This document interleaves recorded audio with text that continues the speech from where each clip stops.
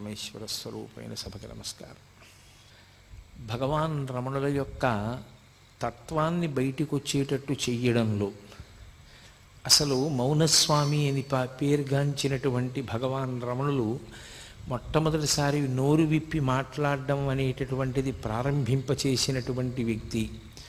తదనంతర కాలమునందు రమణ మహర్షికి అసలు ఆ పేరే ఉంచినటువంటి వ్యక్తి. రమణ మహర్షి ఎవరి పట్ల మిక్కుటమైన ప్రీతితో చెయ్యి కూడా పట్టుకుని తీసుకుని వెళుతూ ఉండేవారో, ఎవరితో మాట్లాడుతూ ఉండేవారో, ఎవరిని అనేక పర్యాయములు అనుగ్రహించారో అటువంటి మహాపురుషుడే కావ్యకంఠ గణపతి ముని. రమణుల జీవితం, కావ్యకంఠ గణపతి ముని జీవితం అవిభాజ్యములు, రెండు వేరు చేసి చూడడం కుదరదు. చాలా ప్రధానమైన సంఘటనలు వారి ఇరువురి మధ్యలోనే జరిగాయి. అంతటి గొప్ప ద్వయం అది. కావ్యకంఠ గణపతి ముని కారణజన్ములు.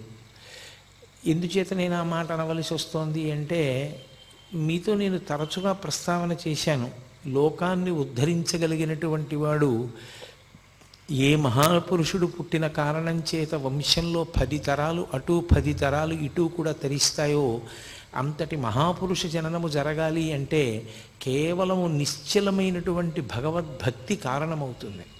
భగవద్భక్తి వినా ఇంకా ఏ కారణము చేత అటువంటి సంతానము లభించదు.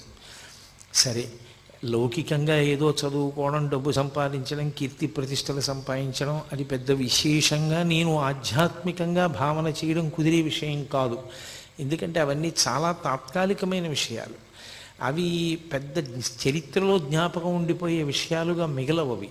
కానీ మార్గదర్శకులుగా మిగిలిపోయేటటువంటి మహాపురుషులు, వంశోద్ధారకులు జన్మించాలి అంటే అది కేవలం భగవద్భక్తి కారణంగానే జన్మిస్తారు. విశాఖపట్టణానికి దగ్గరలో బొబ్బిలికి దగ్గరలో కలువరాయి అని ఒక గ్రామం. అసలు ఆ గ్రామమే చాలా విచిత్రమైనటువంటి పేరుతో కూడుకున్నటువంటి గ్రామం. ఎందుచేత అంటే కలువ పువ్వు ఎప్పుడు పుట్టినా నీటిలోనే పుడుతుంది. కానీ ఆ గ్రామంలో ఒక వింత సంఘటన జరిగింది. ఒకానొకప్పుడు ఒక రాతి మీద కలువ వికసించింది. రాతి మీద కలువ వికసించడం అనేటటువంటిది మనం ఎక్కడ వినం. అదొక అసాధారణమైనటువంటి విషయం. రాతి మీద కలువ వికసించినటువంటి ప్రదేశం కనుక అటు ఇటు చేసి మాటల్ని ఆ ఊరిని కలువరాయి కలువరాయి అని పిలవడం మొదలుపెట్టారు. ఆ కలువరాయి గ్రామంలో ఉన్నటువంటి గడపలే చాలా తక్కువ. అందులో మళ్ళీ చాలా ప్రధానమైనటువంటి ఒక ఇంటి పేరుతో కూడుకున్నటువంటి కుటుంబం ఒకటి ఉంటూ ఉండేది. ఆ ఇంటి పేరు చాలా చోట్ల ఉంది, అయ్యల సోమయాజులు అని. కానీ నాబాబు అన్నది ముందు చేరినటువంటి కుటుంబం ఆ కుటుంబం. నాబాబు అయ్యల సోమయాజుల అని. నాబాబు బిరుదునామం, అది అన్ని కుటుంబాలకి లేదు. అటువంటి బిరుదునామంతో కూడుకున్నటువంటి ఆ కుటుంబంలో ఒక తరం దగ్గరికి వచ్చేటప్పటికీ నరసింహశాస్త్రి గారని సద్బ్రాహ్మణుడు. ఆయన ఆయుర్వేద శాస్త్రంలోనూ జ్యోతిష శాస్త్రంలోనూ దిట్ట. ఈ 2 శాస్త్రాలు, మంత్రశాస్త్రం ఇవి ఉన్నాయనుకోండి, సాధారణంగా విశేషమైన పలుకుబడి ఉంటుంది లోకంలో. ఎందుచేత అంటే, ఒకటి ఆయుర్వేద శాస్త్రం చేతిలో ఉంటే అంతకు మించిన వైద్యుడు ఎవరు ఉంటారు? ఈ రోజుల్లో ఉన్నట్లుగా అల్లోపతి డాక్టర్లు అంతమంది ఉండేవారు కాదు. కాబట్టి ఆయుర్వేదంలో నిష్ణాతుడై ఉంటే లోకంలో అందరికీ సుపరిచితుడు అవుతాడు. ఇక రెండవది, జ్యోతిష శాస్త్ర ప్రవేశం కలిగి ఉండడం అనేటటువంటిది అందరికీ అవసరాలు తీరుస్తూ ఉంటుంది. ఇంట్లో ఓ పెళ్లి జరగాలన్నా, ఓ ముచ్చట జరగాలన్నా, ఓ వేడుక జరగాలన్నా ప్రతిదానికి శుభాశుభములను నిర్ణయించగలగడం, ఓ సుముహూర్త నిర్ణయం చేస్తూ ఉండడం, ఏ కార్యక్రమం చేసుకుంటే ఇబ్బందులు తొలగుతాయో చెప్పగలగడం, జాతకాన్ని పరిశీలనం చేయడం, ఇవన్నీ చేస్తూ ఉంటారు. కాబట్టి లబ్ధప్రతిష్ఠులు అవుతారు. దానికి తోడు ఆయన గొప్ప మంత్రశాస్త్రవేత్త. అనేక మంత్రములను ఉపదేశం పొందాడు ఆయన. పొంది ఆ మంత్రములన్నిటినీ చాలా నిష్ఠతో ఆయన ప్రతిరోజు కూడా జపం చేస్తూ ఉండేవాడు. ఆయన స్వయంగా విఘ్నేశ్వర భక్తుడు. వినాయకుడంటే చాలా విశేషమైన ప్రీతి. అందున ఆయనకి ఇష్టదైవం డుంఠి గణపతి. డుంఠి గణపతి అంటే కాశీపట్టణంలో ఉంటారు. కంఠం మీద చంద్రవంక ఉంటుంది అని.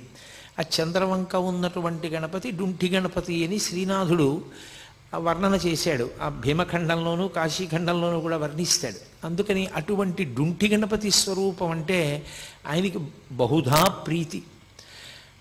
ఆయనకి భార్య నరసమాంబ, ఆ తల్లి ఆయనకి తగినటువంటి ఇల్లాలు, అపారమైనటువంటి భక్తి తత్పరురాలు.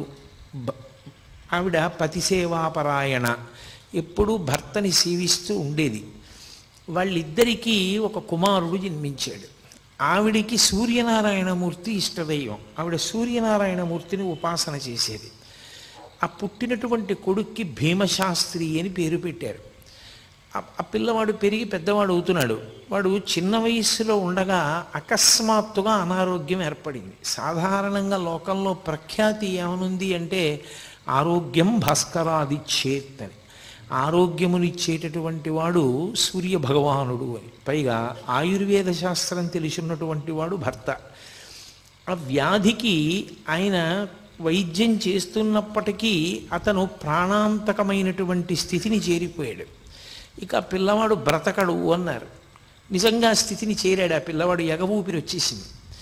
ఆ సమయంలో ఆవిడికి దేవతల మీద ఉన్న నమ్మకం అటువంటిది.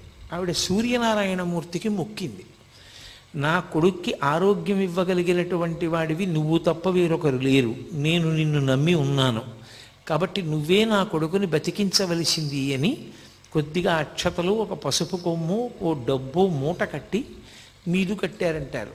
మీదు కట్టి ఎవరికో ఇచ్చి అరసవెల్లి పంపింది.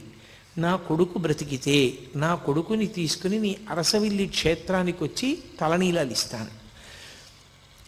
ఆమె యొక్క నిశ్చలమైన భక్తికి సూర్యనారాయణమూర్తి అనుగ్రహించాడు. అసలు మీకు చాలా ఆశ్చర్యం ఏమిటంటే ఈ కంటితో చూడడానికి వీలైనటువంటి పరబ్రహ్మస్వరూపము సూర్యనారాయణమూర్తి ఒక్కడే. సూర్యనారాయణమూర్తి చేత రక్షింపబడినటువంటి పౌరాణికమైన విశిష్టమైన వ్యక్తులు లేరు. మహాభారతంలో ద్రౌపదీదేవి రక్షింపబడింది అంటే సూర్యనారాయణమూర్తి వల్లే. విరాట పర్వంలో సూర్యనారాయణమూర్తి కృచ్చిని పంపాడు కాబట్టి ఆమెని ఆవహించి కీచకుణ్ణి తోసేసి పడిపోయేటట్టుగా చేశాడు. అందువల్ల ద్రౌపదీదేవి తప్పించుకుంది. సరే, శ్రీరామచంద్ర ప్రభువు ఆదిత్య హృదయాన్ని ఉపదేశం పొంది అగస్త్య భగవానుడి దగ్గర ఆయన ఆ మంత్రజపం చేత రావణాసురుణ్ణి సంహరించగలిగారు అన్నది జగద్విదితం. సీతమ్మ తల్లి చాలా కష్టంలో ఉన్నప్పుడు ఆమె కూడా సూర్యనారాయణమూర్తిని ఉపాసన చేస్తూ ఉండిపోయింది రాముని యొక్క విజయం కోసం. కాబట్టి అసలు సూర్యనారాయణమూర్తిని ఉపాసన చెయ్యనటువంటి వాళ్ళు లోకంలో లేరు. లలితా సహస్రనామ స్తోత్రానికి భాష్యం ఇచ్చినటువంటి భాస్కరరాయల వారు కూడా గొప్ప సూర్యోపాసకుడు. ఆయనకి సూర్యభగవానుడు ప్రత్యక్షమయ్యాడు కూడా. కాబట్టి ఆ తల్లి సూర్యనారాయణమూర్తికి నమస్కారం చేసింది. ఆ నరసమాంబ, నా కుమారుడు బ్రతికి బట్ట కడితే వాడి 3వ ఏట వచ్చినప్పుడు నేను తీసుకొచ్చి తలనీలాలు ఇస్తాను, నీ దగ్గరే దర్శనం చేసుకుంటాం కుటుంబం అంతా. ఆశ్చర్యకరంగా పిల్లవాడు బతికాడు. ఆ పిల్లవాడిని తీసుకుని తలనీలాలు ఇవ్వడం కోసమని బయలుదేరి అరసవిల్లి క్షేత్రానికి చేరారు. అప్పుడు పెద్ద ఉత్సవం జరుగుతోంది. ఆ ఉత్సవంలో దంపతులు ఇద్దరూ చాలా సంతోషించారు. ఈశ్వర దేవాలయాన్ని చూసి కొడుకుతో కలిసి సూర్యనారాయణమూర్తిని దర్శనం చేసుకున్నారు. దర్శనం చేసుకుని ఆ దేవాలయ ప్రాంగణంలోనే ఒక చోట భార్యాభర్తలు ఇరువురూ కూడా నిద్ర చేశారు. అసలు యథార్థమునకు ఏదైనా క్షేత్రానికి వెడితే రాత్రి ఉండకుండా రాకూడదు, రాత్రి నిద్ర చెయ్యాలి. నిద్ర చేసి రావాలి క్షేత్రంలో. నిద్ర చేయకుండా ఏదో పొద్దున్నే బయలుదేరి వెళ్ళిపోయి దర్శనం చేసుకుని వెంటనే వెళ్ళకూడదు. క్షేత్రము అంటే నిద్ర చేయవలసినటువంటి ప్రదేశము అని. కాబట్టి వాళ్ళు నిద్ర చేశారు అరసవిల్లిలో. ఆవిడ నిద్రపోతున్నప్పుడు తెల్లవారుజాము సమయం అయింది. ఈ భర్తగారైనటువంటి నరసింహశాస్త్రి గారు కాలకృత్యాలు తీర్చుకోవడం కోసమని దూరంగా వెళ్ళాడు. ప్రాతకాలం ఆవిడికి బాగా గాఢమైన నిద్ర పట్టింది. ఆ నిద్రలో ఆవిడికి ఒక దేవతా స్వరూపం ప్రత్యక్షమైంది. పచ్చగా మెరిసిపోతోంది అగ్నికాంతితో ఒక స్త్రీ. ఆమె అరసవిల్లి దేవాలయంలోంచి బయలుదేరి వచ్చి ఒక బంగారు పాత్రను, ఒక దాన్ని పాయస పాత్రని ఆమె చేతిలో ఉంచింది. ఉంచి ఆమె అంతర్ధానం అయిపోయింది. ఆవిడికి కల వచ్చినట్టుగా అనిపించలేదు, యథార్థంగా ఎవరో వచ్చి తన చేతిలో కలశ ఉంచినట్టే అనిపించింది. ఆవిడ నిద్ర లేచిన తర్వాత నరసింహశాస్త్రి గారు తిరిగి వచ్చి విచారణ చేస్తే ఆమె తన స్వప్న వృత్తాంతాన్ని చెప్పింది. ఆయన స్వప్నశాస్త్రం కూడా తెలిసిన్నవాడు. అందుకని ఆయన అన్నాడు, సాధారణంగా ఇలాంటి కల వస్తే ఆమె గర్భిణి అవుతుంది. గర్భచిహ్నములు కనపడితే నీ కడుపున పుట్టబోయేటటువంటి పిల్లవాడు దైవాంశ సంభూతుడవుతాడు. నీకు కనపడినటువంటి స్వరూపాన్ని హిరణ్మయి అని పిలుస్తారు. ఆ హిరణ్మయీ స్వరూపం సూర్యనారాయణమూర్తి యొక్క తేజోమండలం నుంచి వచ్చినటువంటి అగ్నిస్వరూపం. అది కలశ నీ చేతిలో ఉంచింది అంటే తప్పకుండా నీ కడుపున చాలా గొప్ప పిల్లవాడు ఒకడు జన్మిస్తాడు. నాకు ఎప్పటి నుంచో ఒక కోరిక ఉంది. ఆ కోరిక తీర్చవలసినటువంటి కొడుకు నిమ్మని నేను గణపతిని ప్రార్థిస్తున్నాను. అలాంటి కొడుకుని ఇస్తాడేమో అన్నాడు. ఏమిటైన ప్రార్థన? అప్పటికి భారతదేశానికి స్వాతంత్ర్యం రాలేదు. ఇతర విశ్వాసముల వాళ్ళు సనాతన ధర్మాన్ని ఏమీ తెలియకపోయినా నిష్కారణ విమర్శ చేసి భారతదేశపు సంస్కృతి సంప్రదాయములను పాడు చేస్తున్నారు. నరసింహశాస్త్రి గారు ఇప్పుడు బతికుంటే రోజూ గుండెలు బాదుకునేవాడేమో. కాబట్టి ఆయన బెంగ పెట్టుకుని పరమేశ్వరుణ్ణి ప్రార్థన చేశాడు. విశేషమైనటువంటి వాగ్ధాటి కలిగినటువంటి వాడు, గొప్ప ఆశు కవితా ధార కలిగిన వాడు, సరస్వతీ కటాక్షం ఉన్నవాడు, ధైర్యంగా సభలో నిలబడి సనాతన ధర్మము యొక్క వైభవమును చాటి చెప్పగలిగిన వాడు, అటువంటి పిల్లవాడు నాకు కావాలి అని. అటువంటి కొడుకు పుడతాడేమో, సూర్యనారాయణమూర్తి అనుగ్రహించి ఉంటాడు, అందుకే హిరణ్మయీ స్వరూపం నీకు దర్శనమిచ్చింది అన్నాడు. కొంతకాలం అయింది, ఇంటికి వెళ్ళారు. ఆమెకి గర్భ సూచనలు కనపడ్డాయి. వెంటనే ఆమెని ఆమె పుట్టింటికి పంపించేసి తాను తీర్థయాత్రకు బయలుదేరి కాశీపట్టణానికి వెళ్ళాడు. ఆయనకి డుంఠి గణపతి అంటే మహాప్రీతి. వెళ్ళి కాశీపట్టణంలో ప్రతిరోజు గంగా స్నానం చేయడం, డుంఠి గణపతి దగ్గర కూర్చోవడం, గణపతి యొక్క మంత్రాన్ని జపం చేసుకుంటూ ఉండడం, అది ఆయన చేసేటటువంటి కార్యక్రమం. ఒకానొకప్పుడు కార్తీక మాసం వచ్చింది. ఈ కార్తీక మాసంలో బహుళపక్షంలో వచ్చినటువంటి అష్టమి, అది బహుధాన్యానామ సంవత్సరం ఆదివారం సూర్యనారాయణమూర్తికి పెట్టింది పేరు. ఎందుకంటే అది సూర్యహోరతో ప్రారంభం అవుతుంది కాబట్టి ఆ రోజు, అందుకని భానువారము అని పిలుస్తాం. ఆ ఆదివారం నాడు బహుధాన్యానామ సంవత్సరంలో కార్తీక బహుళ అష్టమి తిథి నాడు మఖా నక్షత్రంలో ఆయనకి పిల్లవాడు అక్కడ పుట్టాడు.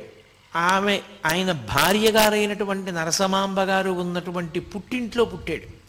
ఇక్కడ ఈయన కార్తీక బహుళ అష్టమి తిథి నాడు డుంఠి గణపతి దేవాలయంలో కూర్చుని ధ్యానంలో జపం చేసుకుంటున్నాడు.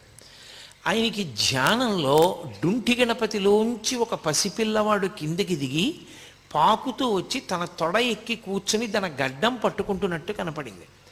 ఆయన వెంటనే ఎవరు ఈ పిల్లవాడు నా తొడ మీద కూర్చున్నాడని ఒక్కసారి ధ్యానంలోంచి బహిర్ముఖులై తన తొడ మీద చూసుకున్నారు. పిల్లవాడు లేడు.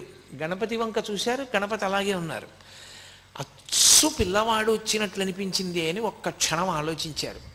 బహుశः నాకు పుత్ర సంతానం కలిగి ఉంటుంది, ఎవరో కారణ జన్ముడు జన్మించాడు, విఘ్నేశ్వర ప్రసాదంగా నా ఇష్టదైవమైనటువంటి డుంఠి గణపతి యొక్క అనుగ్రహంతో పిల్లవాడు జన్మించాడు, నేను ఆ పిల్లవాడికి గణపతి పేరే ఉంచుకుంటానని నాకు జాతాశౌచం వచ్చింది కాబట్టి నేను ఇక్కడ ఉండకూడదని ఆయన బయలుదేరి మెల్లగా ఆయన అత్తవారింటికి చేరుకున్నాడు. భార్య సంతోషంగా మెరిసిపోతున్నటువంటి పిల్లవాడిని తీసుకొచ్చి చేతుల్లో పెట్టింది. ఈ పిల్లవాడు ఫలానా సమయంలో పుట్టాడా అని అడిగారు ఆయన. తనకి కార్తీక బహుళ అష్టమి నాడు ఏ సమయానికి డుంటి గణపతిలోంచి పిల్లవాడు కిందకి దిగి పాకుతూ వచ్చి తన తొడ మీద కూర్చున్నట్టుగా దర్శనమైందో ఆ సమయాన్ని చెప్పి అడిగారు. ఆవిడంది, అదే వీడు పుట్టినటువంటి సమయం, అప్పుడే పుట్టాడు. చాలా సంతోషించారు. ఆమెకి సూర్యనారాయణమూర్తి ఇష్టదైవం, ఆయనకి విఘ్నేశ్వరుడు ఇష్టదైవం. అందుకని ఇద్దరి పేర్లు కలిసి వచ్చేటట్టుగా సూర్య గణపతి శాస్త్రి అని పేరు పెట్టారు. ఇద్దరికి అంటే మగపిల్లవానికి పెట్టేటప్పుడు సరి సంఖ్యతో ఉండాలి, అందుకని సూర్య గణపతి శాస్త్రి అని పేరు ఉంచారు. శాస్త్రి అంటే శాస్త్రం ఎరిగినవాడు అని, శాస్త్రం ఎరిగిన వాడిని శాస్త్రి గారు అని పిలుస్తారు.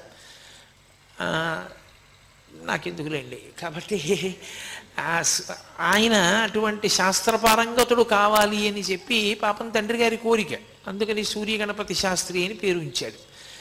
కానీ ఈ పిల్లవాడు కొంచెం పెరిగి పెద్దవాడు అవుతున్నప్పుడు ఆయన పేరు ఎక్కడ చెప్పకున్నా వాసిష్ఠ గణపతి అని చెప్పేవాడు. అందుకే సూర్య గణపతి శాస్త్రి అన్న పేరు మీకు ఎక్కడ కావ్యకంఠ గణపతి ముని పేరులో కనపడదు. వాసిష్ఠ గణపతి అంటారు. అది ఋషి సంప్రదాయం. ఆయన ఋషి సంప్రదాయాన్ని తీసుకుని గణపతి ముని ఏం చేశారంటే, ఆయన యొక్క గోత్రం త్రయారుషేయం, కౌండిన్య మైత్రావరుణ వాసిష్ఠ త్రయారుషేయ ప్రవరాన్విత అని. అందులో ఋషి సంప్రదాయంలో ఆ గోత్రంలో ఉన్నటువంటి ఋషుల్లో చిట్ట చివరి ఋషిని తీసుకుని ఆ ఋషి పేరు ఇంటి పేరుగా ఉంచుకున్నాడు ఆయన. అది ఋషి సంప్రదాయం అంటారు, అదేం దోషం కాదు. కాబట్టి వాసిష్ఠ గణపతి అని వచ్చింది. తండ్రి తనకి డుంటి గణపతి మీద ఉన్నటువంటి భక్తి చేత కొడుకుని ఎప్పుడూ కూడా గణపతి గణపతి గణపతి అని పిలిచేవారు. ఎప్పుడూ గణపతి అని పిలవడమే తప్ప సూర్య అని ఆయన్ని పిలిచింది లేదు. అందుకని ఆయన పేరులో లౌకిక నామంలో సూర్య ఉన్నా ఆ సూర్య శబ్దం మరుగున పడిపోయింది. సూర్యుడు మరుగున పడి గణపతి ప్రకాశించారు అని వాసిష్ఠ గణపతి అయ్యారు. ఆయన ముని, ఎప్పుడూ తపస్సే. అసలు ఆయనకున్నంత ఇష్టం తపస్సు మీద ఇంకా దేని మీద ఉండదు. ఏదైనా క్షేత్రానికి వెడితే ఓ పాడుపడిపోయిన దేవాలయం చీకటిగా ఉండి డొంకలతో ఉన్న చూసుకొని అందులో తపస్సు చేసేవారు ఆయన. అంత తపస్సు ప్రీతి కలిగిన వారు కాబట్టి, మననశీలి కాబట్టి ఆయనకి ముని అన్న పేరు వచ్చింది. అందుకని గణపతి ముని అయ్యారు. దానికి తోడు ఆయన్ని ఇవన్నీ పక్కకెళ్ళిపోయి ఓ కొత్త పేరు వచ్చింది ఆయనకి, నాయన అని ఎవరైనా. నాయన భగవాన్ రమణులు పెట్టారు ఆయనకి. ఆయన పేరేమిటో కూడా కనుక్కోకుండా భగవాన్ రమణులు ఆయన్ని నాయన అని నోరు విప్పి ఆయనతో మాట్లాడారు. మొట్టమొదటిసారి మాట్లాడారు రమణ మహర్షి తన జీవితంలో. ఆయన నోరు విప్పి మాట్లాడినప్పుడు నాయన అని పిలిచారు కాబట్టి ఆయనకి నాయన అన్న పేరు ఉండిపోయింది. ఈ పిల్లవాడు ఇంత గొప్పవాడవుతాడని తల్లిదండ్రులు కలలు కన్నారు. అంటే నేను మళ్ళీ పసిపిల్లవాడి స్థాయి దగ్గరికి వచ్చి మాట్లాడుతున్నాను. కానీ ఆ పిల్లవాడు పరమ మౌనంగా ఉండేవాడు, ఎవరితో ఆడుకునేవాడు కాదు, ఏమీ ప్రతిస్పందన ఉండేది కాదు, ఒక్క విషయం వంట పట్టేది కాదు. తండ్రి తల్లి దిగులు పెట్టుకున్నారు. ఊళ్ళో వాళ్ళు బంధుజనం అందరూ కూడా హేళన చేయడం మొదలుపెట్టారు. ఈవిడ సూర్యోపాసన చేసింది, హిరణ్మయీ శక్తి కనపడిందన్నారు. ఆయనకి డుంటి గణపతిలోంచి పిల్లవాడు వచ్చి తొడ మీద కూర్చున్నట్టు కనపడ్డాడన్నారు. వీడు చూస్తే ఇంత బలహీనుడు, అనారోగ్యం, మూర్ఛ, ప్లీహ వ్యాధి, ఇన్ని వ్యాధులతో కూడుకుని ఏమీ మాట్లాడకుండా జడుడులా ఉన్న పిల్లవాడు పుట్టాడని అందరూ నవ్వుతున్నారు. పిల్లవాడికి 6వ ఏడు వచ్చింది. తండ్రి ఆయుర్వేద శాస్త్రంలో ప్రకాండుడు. ఆయన ఆలోచించాడు, కడుపున పుట్టిన కొడుకు కదా అని ఆ చికిత్స చేయలేకపోయాడు అంతకాలం. ఇక ఆలోచించి ఆయుర్వేద శాస్త్రంలో చెప్పబడింది కాబట్టి నేను ఈ చికిత్స చేస్తాను పిల్లవాడికని అగ్ని సంబంధమైన చికిత్స ఒకటి చేశాడు. కొన్ని సభాముఖంగా చెప్పడానికి కూడా భయంగా ఉంటాయి, ఎందుకంటే తెలిసి తెలియక ఎవరెక్కడ చేస్తారో అని భయం. కాబట్టి అగ్ని సంబంధమైన చికిత్స ఒకటి చేశాడు ఆ పిల్లవాడికి. అది చేసి చెయ్యగానే పెద్ద ప్రవాహానికి అడ్డు తీసేసినట్టుగా వచ్చేసింది ఆయనలోంచి శక్తి. వచ్చేసి విశేషంగా మాట్లాడడం మొదలుపెట్టాడు. అపారమైనటువంటి కవితాధార. చాలా చిన్న వయస్సులో 7-8 సంవత్సరాలు వచ్చేటప్పటికే సంస్కృత భాష కరతలామలకమైంది. ఆయన 10వ ఏటలోనే పాండవ ధార్తరాష్ట్ర సంభవము అనబడేటటువంటి అద్భుతమైనటువంటి గ్రంథాన్ని రచించాడు. ఆ పిల్లవాడు ఎన్ని మంత్రాలు తండ్రి దగ్గర ఉపదేశం పొందాడు. తల్లిగారి దగ్గర సూర్యనారాయణమూర్తి యొక్క ఉపాసన, భక్తి అంతటినీ పుణికి పుచ్చుకున్నాడు. అన్నిటినీ మించి అంత చిన్న పిల్లవాడిని పంచాంగం ఎలా గుణిస్తారో నేర్పడానికి తండ్రి పంపించాడు. 4 రోజులు వెళ్ళి పంచాంగం ఎలా గుణిస్తారో నేర్చేసుకుని పంచాంగం మీద కాల గణనానికి సంబంధించిన శాస్త్రం చదివి పంచాంగ గణనం చేసే శాస్త్రి గారికి ఇలా చేస్తే బాగుంటుందనో కొత్త పద్ధతిని నేర్పాడు ఆయన. అంతటి ఏకసంతాగ్రాహి. దానికి తోడు అపారమైనటువంటి శారదా కటాక్షం. దేని మీదైనా సరే ఆయన ఆసువుగా అద్భుతమైనటువంటి సంస్కృత శ్లోకాల్ని అసలు అదొక పెద్ద వర్షమే అలా వర్షించేవారు. దానికి తోడు జ్యోతిష శాస్త్రమనందు ప్రకాండు, అంత గొప్ప శక్తిని పొందాడు. ఆయనకి ఒక చెల్లెలు అన్నపూర్ణ, ఓ తమ్ముడు శివరామశాస్త్రి పుట్టారు. పుట్టిన తరువాత కొంతకాలానికి ఈవిడ విశాలాక్ష మహాతల్లి నరసమాంబ గారు తల్లిగారు మళ్ళీ గర్భం ధరించారు. లోపల కవల పిల్లలు ఉన్నారు అన్నారు. ఇంకొక గంటలో పురుడు వస్తుంది. పెద్ద కొడుకు ఈయన ఆ పెద్ద కొడుకు పాప భీమశాస్త్రి బతికాడు. ఈయన రెండో కొడుకు, ఈ రెండో కొడుకు వీధిలో కూర్చుని ఉన్నాడు కుర్చీలో, ఇంకా చిన్నపిల్లవాడు. ఆవిడ ఎందుకో వచ్చి ఆ కొడుకుని అడిగారు, నాయన ఇంకొక గంటలో పురుడు వచ్చేటటువంటి స్త్రీకి పుట్టే పిల్లలు ఆమె ఎలా ఉంటారు అని అడిగారు. ఆయన దగ్గర పుస్తకం అవి ఏం లేవు, ఆయన కూర్చుని ఉన్నారు ఇలా. ఆయన అన్నారా, ఆవిడ బతకదమ్మా, ఆవిడ పిల్లలు కూడా చచ్చిపోతారు అన్నారు. అది పినతండ్రి గారు విన్నాడు. ఒరే వీడు ఇలా చెప్పాడు రా, ఆవిడ అడుగుతున్నదేమో సొంత తల్లి అడిగింది, వీడు అమ్మకి పురిటి సమయం ఆసన్నమైందని తెలిసే చెప్పాడా తెలియక చెప్పాడా? వీడి చేతిలో పంచాంగం లేదు, వీడేమీ గణన చేయలేదు, ఎలా చెప్పాడు ఒక గంటలో కానీ పురుడు వస్తే తల్లి పిల్లలు కూడా చనిపోతారని? అని ఏదో పిల్లాడు, పెద్దదానికి పట్టించుకోవాల్సిన విషయం ఏముందని వదిలేశాడు. ఆయన ఒక్కడే విన్నాడు ఆ మాట. ఆవిడ వెనక్కి తిరిగి వెళ్ళిపోతూ గొణుక్కుంది. పోనీలే నాయనా, నేను పిల్లలు అలాగే చచ్చిపోతే నోటి మాట అంత శక్తివంతమైన మహాపురుషుడి యొక్క తల్లిని అయ్యి ఉంటాను కదా అంటూ వెళ్ళింది. ఖచ్చితంగా గంట తర్వాత పురుడు వచ్చింది. ఆవిడ ఇద్దరు పిల్లలు చనిపోయారు. చనిపోగానే ఆ పినతండ్రి గారు ఈ వార్త అందరికీ చెప్పాడు. వీడు పంచాంగం చేత్తో పుచ్చుకోకుండా కన్న తల్లి వచ్చి అడిగితే గంట తర్వాత పురుడు వస్తే తల్లి పిల్లలు ఉండరమ్మా అన్నాడు. పంచాంగం లేకుండా చెప్పాడు, వీడి మాట నిజమైంది. కాబట్టి వీడు సత్యవాగ్దురంధరుడు. వీడి నోటి వెంట ఏదైనా మాట వచ్చిందా అయిపోతుంది. కాబట్టి వీడితో చాలా జాగ్రత్తగా ఉండాలి. వీడి నోటంటే చెడు మాట వచ్చినా ప్రమాదమైనది. ఊరు వాడ అందరూ బంధుజనులు ఏమని పిలిచేవారంటే మాట చేత తల్లిని చంపుకున్న దుర్మార్గుడు అంటుండేవారు. ఆయన దానివల్ల 3 నెలలు మాట్లాడడం మానేశారు. ఆ తర్వాత తండ్రి గారు క్షేత్ర పర్యటనల గురించి, ఇతర విషయాల గురించి, భక్తి గురించి అదే పనిగా మాట్లాడుతుండేవారు. మాట్లాడతాడేమో పిల్లాడు చూద్దామని. ఎట్టకేలకి 3 నెలల తర్వాత ఆయన మళ్ళీ మాట్లాడడం మొదలుపెట్టారు. ఆయనది విశేషమైన సరస్వతీ కటాక్షం, గణపతి యొక్క అంశచేత జన్మించినటువంటి మహానుభావుడు.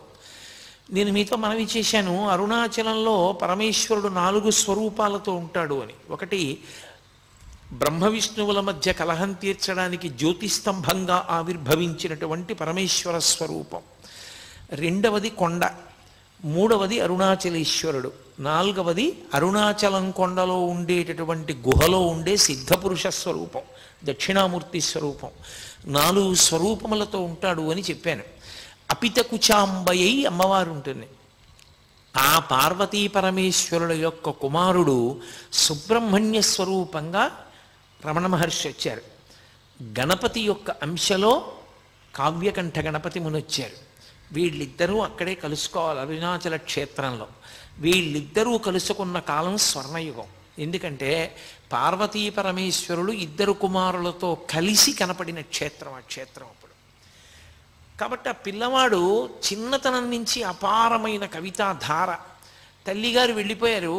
ఇక తండ్రి గారిని మా పిల్లనిస్తామని ఆయన పాండితీ ప్రకర్ష, ఆయన సత్యవాగ్ దురంధత, దానికి తోడు ఆయన యొక్క మంత్రోపాసన శక్తి, ఆయన యొక్క శాస్త్రముల యందు ప్రవేశము చూసి ఎంతమందో పిల్లనిస్తామని వెంటబడ్డారు.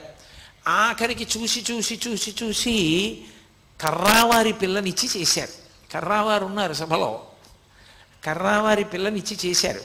ఆమె పేరు విశాలాక్షి, బహుగొడుసరి. ఆమె భర్తకి తగిన ఇల్లాలు, మహాపతివ్రత, ఆయన్ని అనుగమించేది ప్రతి విషయంలో. కానీ గడుసుతనంలో భర్త ఎంత గడుసువాడో, ఎంత సరస్వతీ కటాక్షం ఉన్నవాడో ఆమె కూడా అంత గడసరి. ఆమె వ్యక్తురాలైనప్పుడు కాపరానికి పంపించి ముహూర్త నిర్ణయం చేశారు. చేసి మామగారే స్వయంగా కోడలికి ఉపదేశం చేశారు గణపతి మంత్రమును పరదేవతా మంత్రం.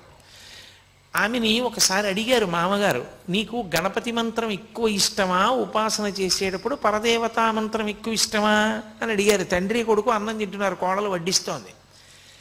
ఆయన చమత్కారానికి అడిగాడు, ఎందుకని గణపతి మంత్రం ఎక్కువ ఇష్టమండి అందనుకోండి, ఆమె భర్తయ్యేగా గణపతి, కావ్యకంఠ గణపతి ముని. పరదేవతా మంత్రం ఇష్టమందనుకోండి, మరి భర్తకి సంబంధించిందంత ఇష్టం లేదని కదా, ఏమంటుందో చూద్దామని ఆయన నవ్వి అడిగాడు. ఆవిడంత చమత్కారంటే ఆవిడంది, బాహ్యమునందు గణపతిని సేవిస్తూ ప్రత్యక్షంగా ఆంతరమునందు పరదేవతోపాసన చేస్తూ ఉంటానంది. అమ్మో చాలా గడసరి కోడలే వచ్చింది అని నరసింహశాస్త్రి గారు చాలా పొంగిపోయారు. ఆయన పెళ్ళయిందంతే, 3 ఏళ్ళు తేడా ఇద్దరికి.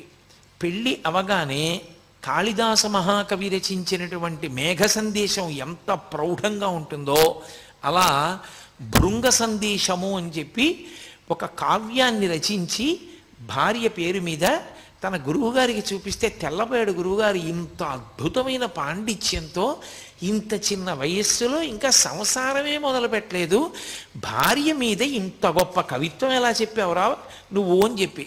అది మేఘ సందేశం, ఇది భృంగదూతము. భృంగదూతము అని రచించారు ఆయన. అంతటి మహాపండితుడు ఆయన.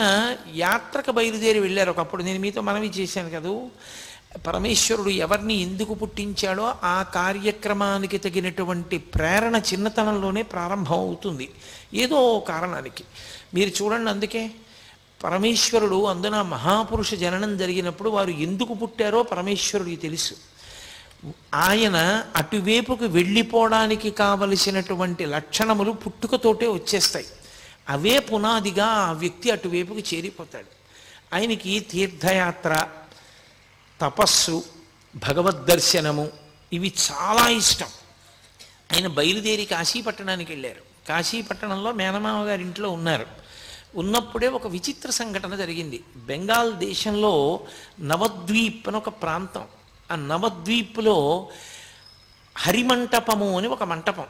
ఆ మంటపంలో ప్రత్యేకంగా ప్రతి సంవత్సరం అపారమైనటువంటి పాండితీ ప్రకర్ష కలిగినటువంటి విద్వాంసుల్ని తీసుకొచ్చి వాళ్లతో చర్చించి అపారమైన శక్తి ఉన్నవాడు, అంతటి కవన శక్తి ఉన్నవాడు అన్న వాళ్ళకి కావ్యకంఠ అన్న బిరుదిస్తూ ఉంటారు. వాళ్ళు దక్షిణ దేశం వైపు నుంచి, అంటే ప్రత్యేకించి ఆంధ్రదేశం అటువైపు నుంచి వచ్చిన వాళ్ళంటే వాళ్ళ దృష్టిలో పెద్ద పాండిత్యం ఉన్నవాళ్ళు కారని వాళ్ళకు ఒక అపోహ ఉండేది. అందుకని ఎవరిని అసలు దగ్గరికే రానిచ్చేవారు కాదు. అందులో అంబికా దత్తు అని ఒక ఆయన ఉండేవాడు. ఆయన ఆధ్యక్షం వహిస్తుండేవాడు ఆ సభకి. ఆయనకి సింహం అని పేరు సంస్కృత భాషలో. అంతటి మహానుభావుడు. కాబట్టి ఆయన దగ్గర పరీక్షకి నిలబడి ఆ బిరుదం పొందడం అంటే అంత తేలిక విషయం కాదు. నిన్నగాక మొన్న పెళ్ళైన పిల్లాడు ఈయన గణపతి ముని ఆ బిరుదం కోసం అని చెప్పి నవద్వీప్లో ఆ హరిమందిర ప్రవేశం చేశారు. చాలా కష్టపడ్డారు దానికోసం ఆయన.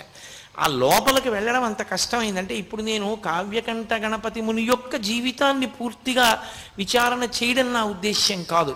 ప్రధానం ఏమిటంటే అరుణాచలంతో సంబంధం గురించి మాట్లాడడం.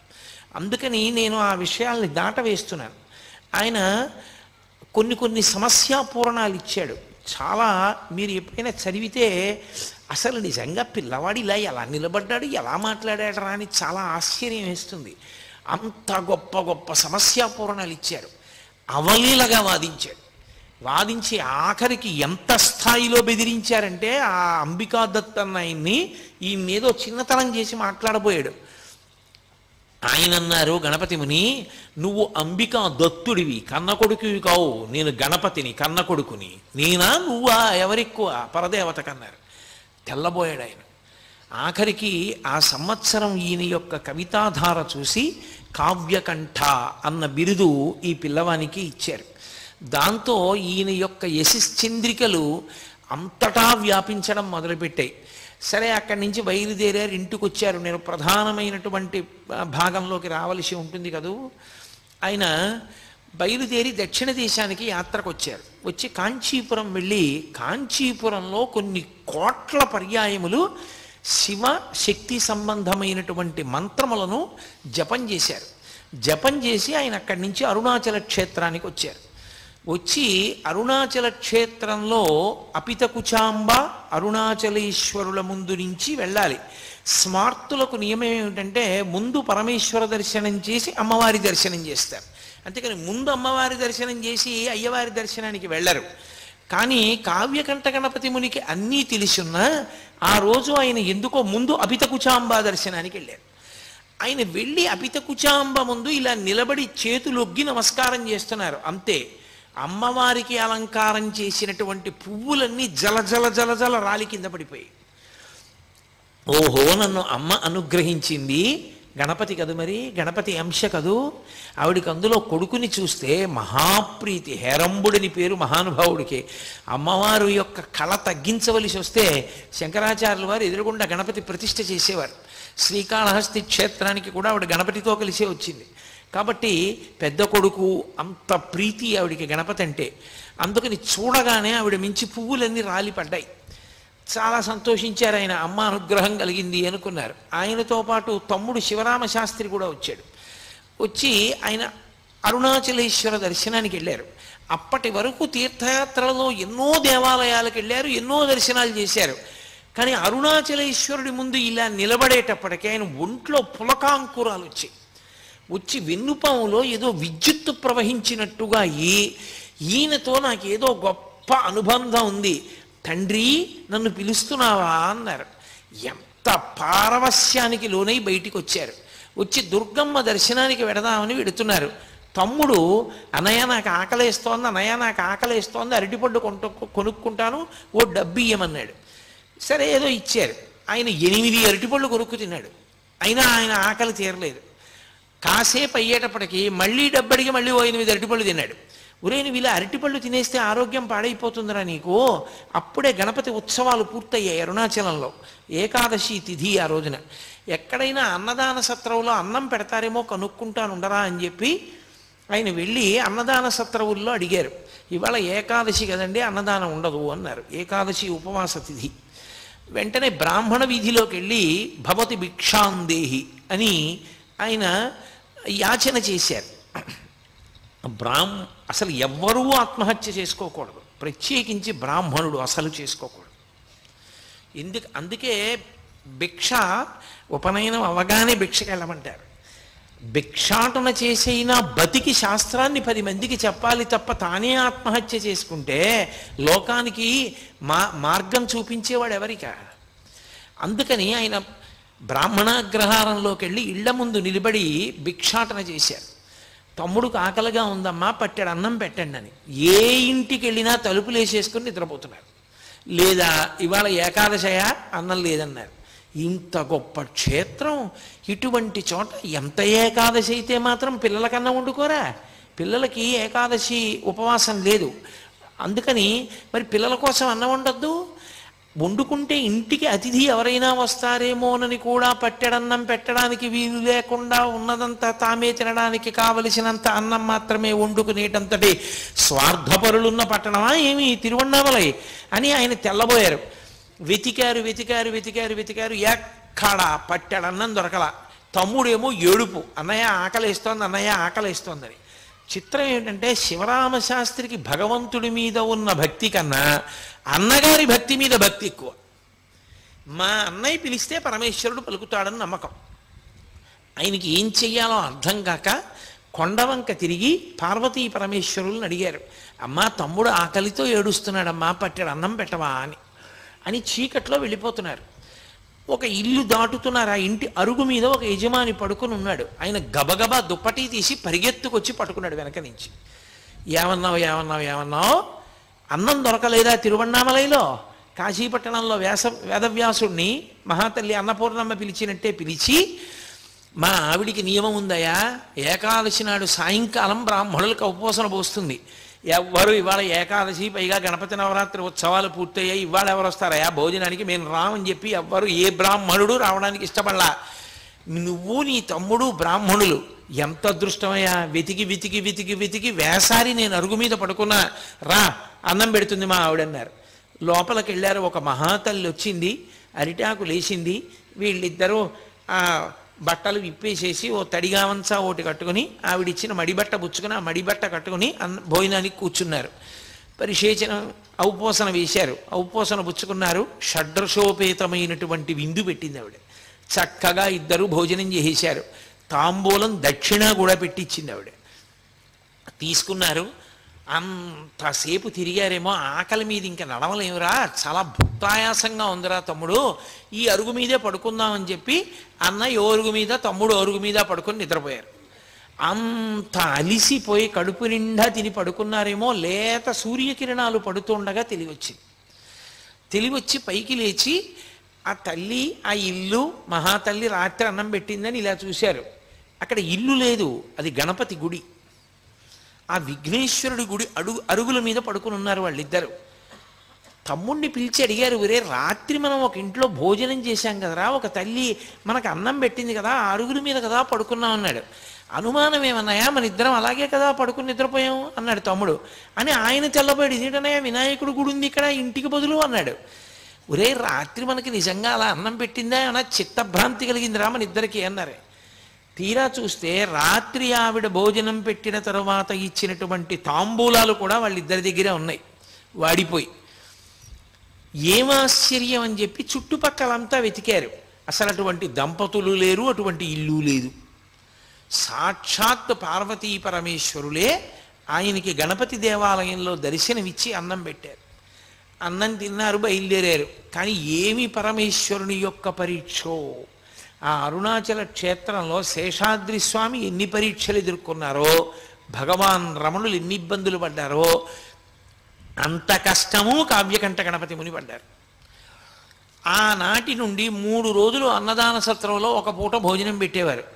రాత్రి అయ్యేసరికి ఏదో కాస్త మంచినీళ్ళు తాగడమో కాస్త మజ్జిగ తాగడమో చేసి పడుకునేవారు అన్నదమ్ములు ఇద్దరు. ఎక్కడ అన్నం దొరికేది కాదు. 3 రోజులు అయిపోయిన తర్వాత అన్నదాన సత్రంలో 3 రోజుల కన్నా పెట్టం, వెళ్ళిపోమన్నారు. బయటికి వచ్చి ఎక్కడ భిక్షాటన చేసిన వారం చెప్పుకున్న ఒక్క పూట భోజనం తప్ప కడుపు నిండా 2 పూట్ల అన్నం తినడానికి కావలసినది ఏ ఒక్క రోజు లభించలేదు. ఈ తమ్ముడేమో ఆకలితో ఏడుపు. ఈ బాధ పడలేక ప్రతిరోజు ఆయన ఒక శ్లోకం రాసి హరసహస్ర రచన చేస్తాను అని ఒక శ్లోకాన్ని రచించడం, అరుణాచలం దేవాలయంలోకి వెళ్ళడం, అరుణాచలేశ్వరుడు ముందు నిలబడ్డం, ఏడుస్తూ అన్నం పెట్టమని ఆయన్ని స్తోత్రం చేయడం. చుట్టూ ఉన్న వాళ్ళందరూ వినేవారు. ఇతనెవరో భలే సంస్కృతంలో చెప్తున్నాడు రా పద్యాలు, కాబట్టి ఈ శ్లోకాలు విందామని రోజు ఆయన ఏడుస్తూ అన్నం కోసం శ్లోకం చెప్పే వాళ్ళకి జనం చేరేవారు. చక్కగా శ్లోకం వినేవారు. ఆయన ఏడుస్తూ అన్నం అడగడం, ఆయన బాధ చెప్పుకోవడం వినేవారు. శ్లోకం బాగుందని వెళ్ళిపోయేవారు. అన్నం మాత్రం ఎవరు పెట్టేవారు కాదు. ఏమిటి పరీక్ష అనుకున్నారు. అలా 1000 శ్లోకాలు అయిపోయాయి. ఆ 1000 శ్లోకాలు అయిపోయిన తర్వాత ఆయన అరుణాచలేశ్వరుడి ముందు చెప్పారు, రేపు సాయంకాలం నేను 1000 శ్లోకాలు నీ ముందు చదువుతాను, అప్పుడైనా అన్నం పెడతావా అన్నారు. అని ఆ మరునాటి సాయంకాలం ఆయన అరుణాచలేశ్వరుడి ముందు నిలబడి 1000 శ్లోకాలు చదువుతారని తెలిసి ఎంతమంది జనం చుట్టుపక్కల ఊళ్ళ నుంచి కూడా వచ్చి అరుణాచలేశ్వరుడి దేవాలయ ప్రాంగణం అంతా నిండిపోయింది ఆ శ్లోకాలు వినడానికి. ఉద్దండ సంస్కృత పండితులతో సహా వచ్చారు. అందులో భగవాన్ రమణులు, శేషాద్రి కూడా వచ్చారు. శేషాద్రి స్వామి, భగవాన్ రమణులు ఇద్దరూ వచ్చి ఇద్దరూ చెరో మూల నక్కి కూర్చుని వింటున్నారు. కానీ పరమ ఆకలితో నీరసించిపోయి బాధతో ఉండి శ్లోకాలు చెప్తున్నారేమో కావ్యకంఠ గణపతి ముని గమనించలేదు. ఆయన 1000 శ్లోకాలు చెప్పి వలవల ఏడ్చేశారు అన్నం కోసం. అప్పటి వరకు మాట్లాడని వారు ఒక్కసారి ఆ ఊళ్ళో ఐశ్వర్యవంతులందరూ ముందుకొచ్చి, మేము సిగ్గుపడుతున్నాం, ఇన్ని శ్లోకాలు రచన చేస్తే, హరసహస్రం చేస్తే తప్ప ఎవ్వరూ అన్నం పెట్టలేదా మీకు? అన్నం పెట్టడం కాదు, మీలాంటి మహాపండితుడు అరుణాచల క్షేత్రాన్ని విడిచిపెట్టి వెళ్ళిపోవడానికి వీల్లేదు, అందుకే మీకు ఇక్కడ సంస్కృత పాఠశాలలో అధ్యాపకుడిగా ఉద్యోగం ఇస్తున్నాం అన్నారు. చాలా సంతోషం అన్నారు. సంస్కృత పాఠశాలలో అధ్యాపకుడిగా చేరారు. చిత్రం ఏమిటంటే వాళ్ళు నియమం పెట్టారు, మీరు తమిళ భాషలో చెప్పాలి, సంస్కృతంలో ఉన్న విషయాల్ని తమిళ భాషలో చెప్పాలి.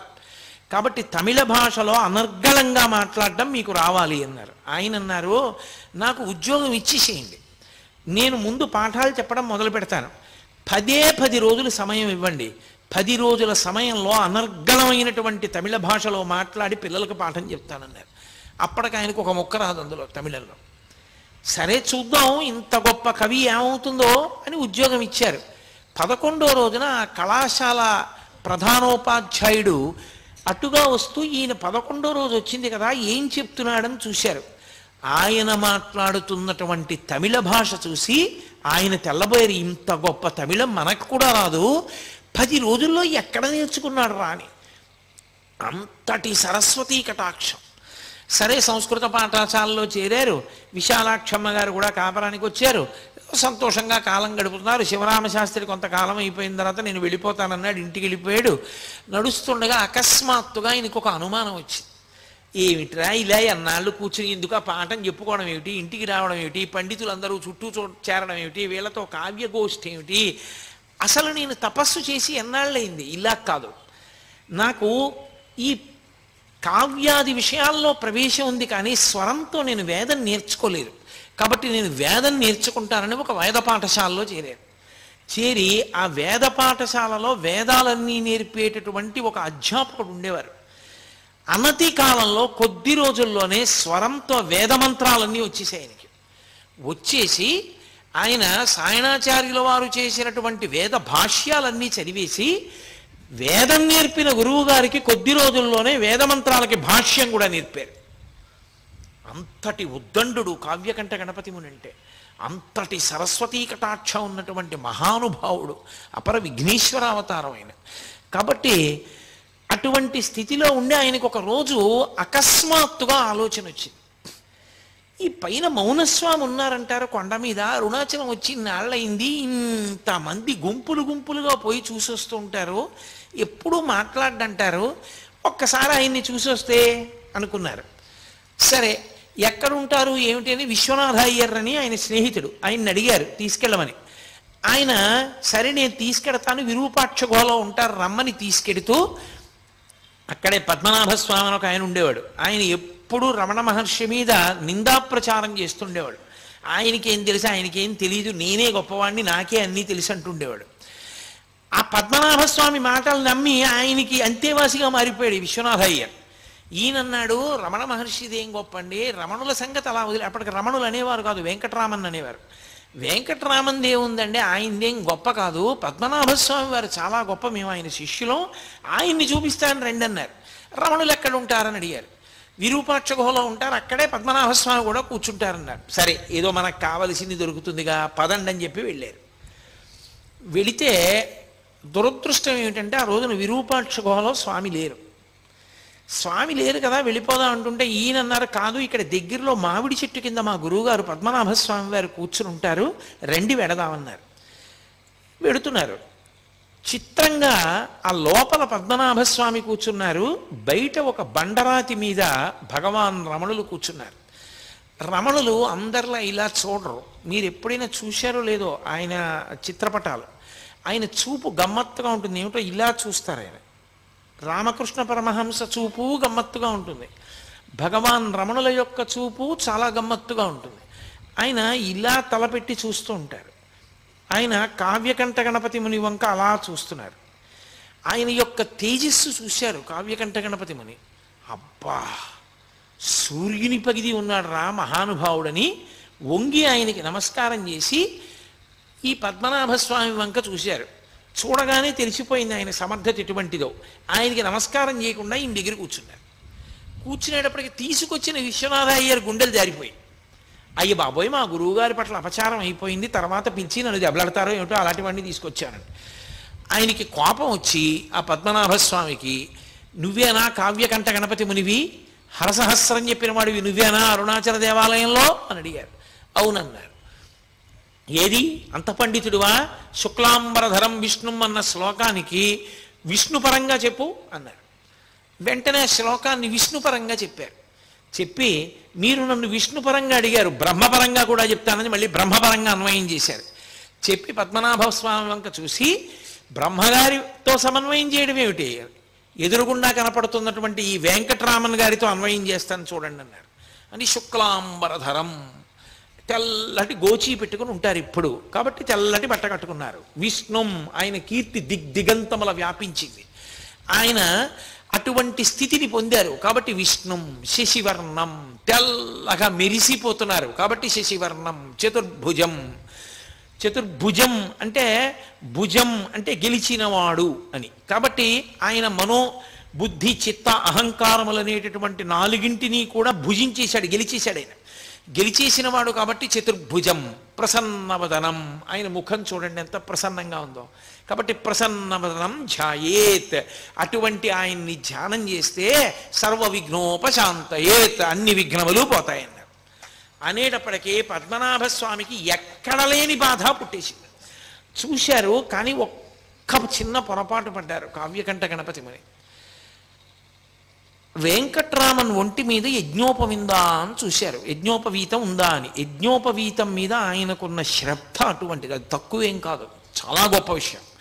అసలు యజ్ఞోపవీతం ఎందుకు వేసుకున్నాడో తెలియకుండా జీవితంలో ఒక్కసారి గాయత్రి చేయకుండా రేపు పెళ్ళనగా ఇవాళ యజ్ఞోపవీతాలు వేసుకున్నటువంటి దౌర్భాగ్యులకి దాని వైభవం అర్థం కాదేమో కానీ, పుట్టిన దగ్గర నుంచి గర్భాష్టమంలో ఉపనయనం చేసుకుని సంధ్యావందనానికి ప్రాణం పెట్టే మహానుభావులకి యజ్ఞోపవీతం మీద అంత గౌరవం ఉంటుంది అంటే అందులో ఏమీ తక్కువ భావన ఏం లేదు, దాన్ని ఏమీ తక్కువ చేసి చూడవలసిన అవసరం ఏం లేదు.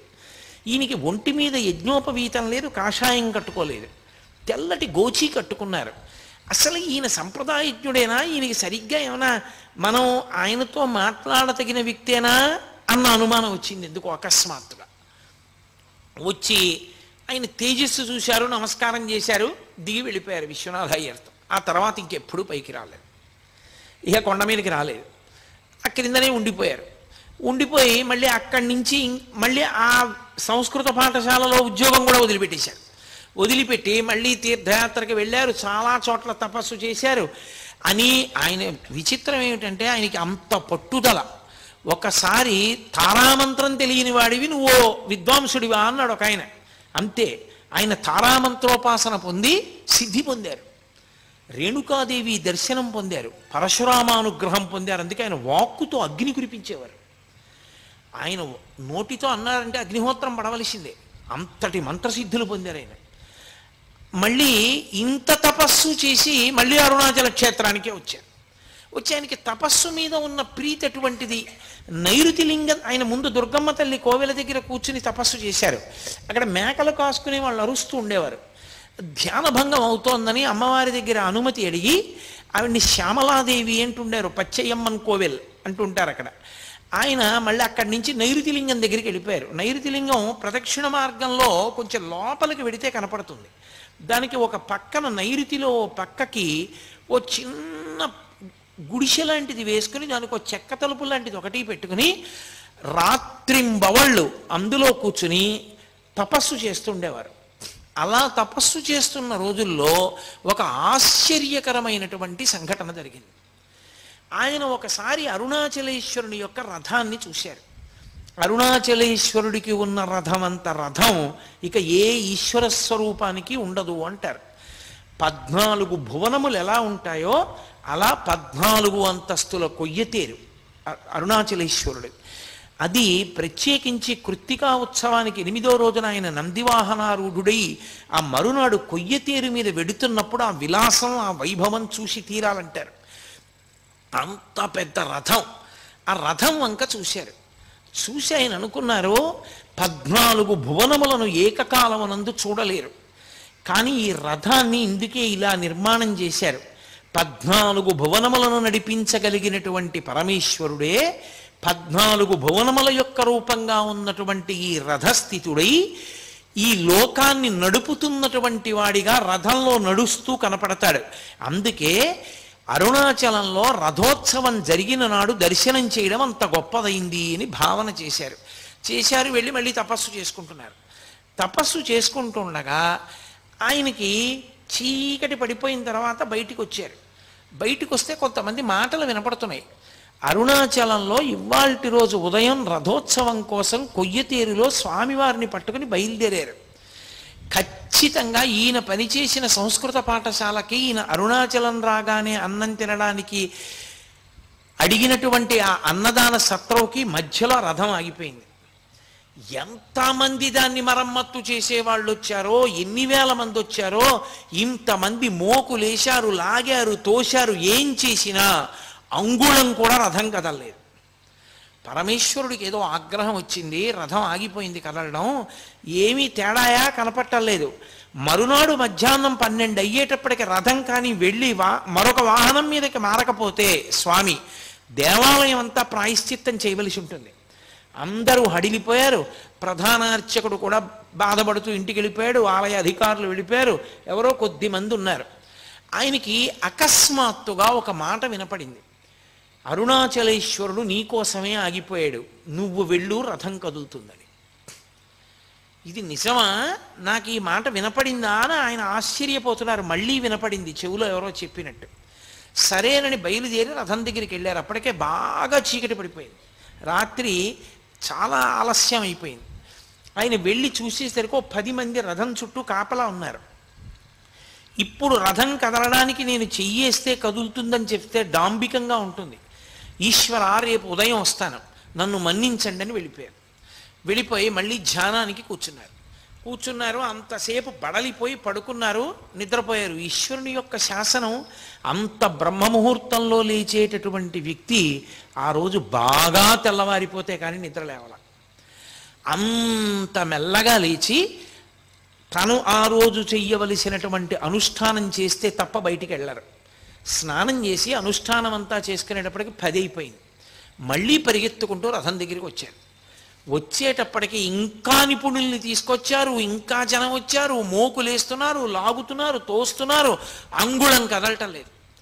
ఈయన వాళ్ళందరినీ, మీరు కావ్యకంఠ గణపతి ముని చిత్రపటం చూశారో లేదో, చాలా సన్నగా ఉంటారు ఆయన. వీళ్ళందరినీ తప్పుకొమ్మని ఒక్కసారి దగ్గరికి వెళ్ళారు.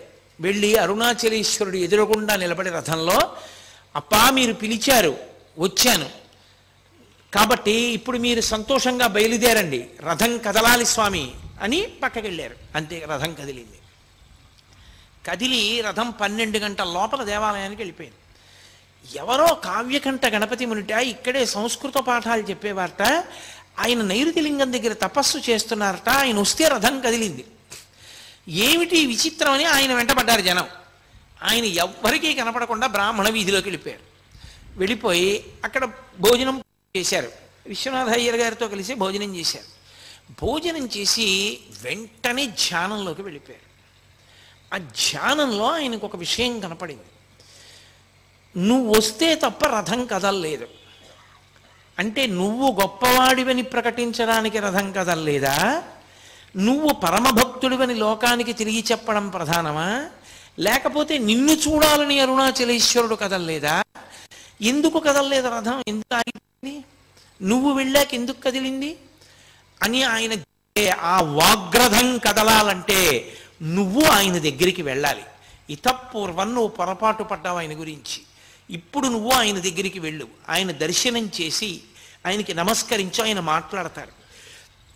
ఆయన మాట్లాడగానే నీ రథం కదులుతుంది. ఇన్నాళ్ళు తపస్సు తపస్సు తపస్సని తిరుగుతున్నావుగా, ఇప్పుడు అసలు తపస్సు అంటే ఏమిటో తెలిసి నీలోని రథం కదిలి అద్భుతమైనటువంటి కవనము, లోకాన్ని ఉద్ధరించగలిగినటువంటి స్తోత్రాలు, మంత్ర సంబంధమైనవి నీ నుండి జాలువారతాయి. ఈ 2 రథములు కదపడానికే నా రథాన్ని ఆపి పిలిచాను, ఎక్కుకొండ అనిపించింది. ఆయన వెంటనే లోపలికెళ్ళి ఇంకా విశ్వనాథ అయ్యర్ని కూడా పిలవాల.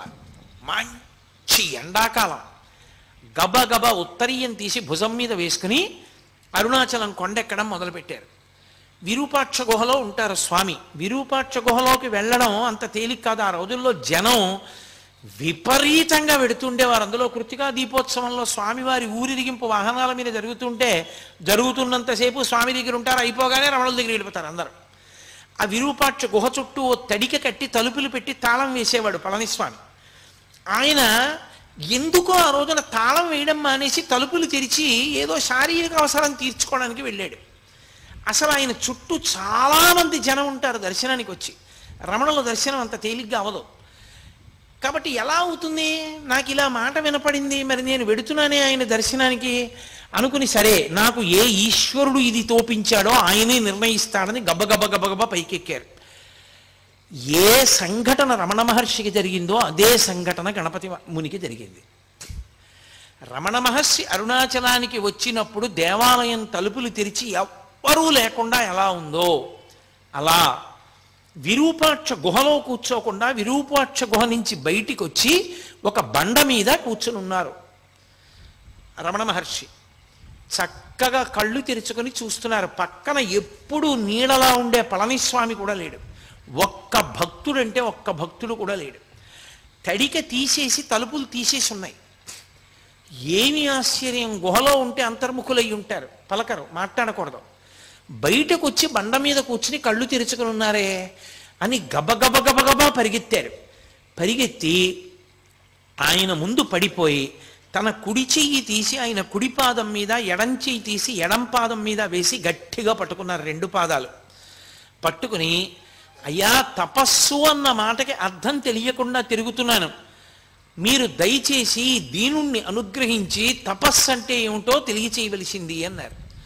ఆయన చాలా కాలంగా మాట్లాడకపోవడం వల్ల ఆయన కంఠనాళాల్లోంచి మాట వచ్చేది కాదు. ఆయన తేరిపారి చూసి గుర్తుపట్టారు. దేవాలయంలో హరసహస్రం చదివిన వ్యక్తి ఇతనే. కావ్యకంఠ గణపతి ముని అనేటటువంటి బిరుదుతో కూడిన పేరున్నవాడు ఇతనే అని. అంతే. యథార్థమునకు పరమేశ్వరుడు విఘ్నేశ్వరుణ్ణి సుబ్రహ్మణ్యుణ్ణి కలిపాడు. అక్కడ అన్న కాళ్ళని తమ్ముడు పట్టుకుంటాడు, ఇక్కడ తమ్ముడు కాళ్ళని అన్న పట్టుకున్నాడు, అంతే తేడా. ఈయన ఎప్పుడైతే కాళ్ళు పట్టుకున్నారో కంఠాన్ని సవరించుకుని రమణులు మొట్టమొదటిసారి నోరు విప్పారు. నోరు విప్పుతూనే నాయనా అన్నారు.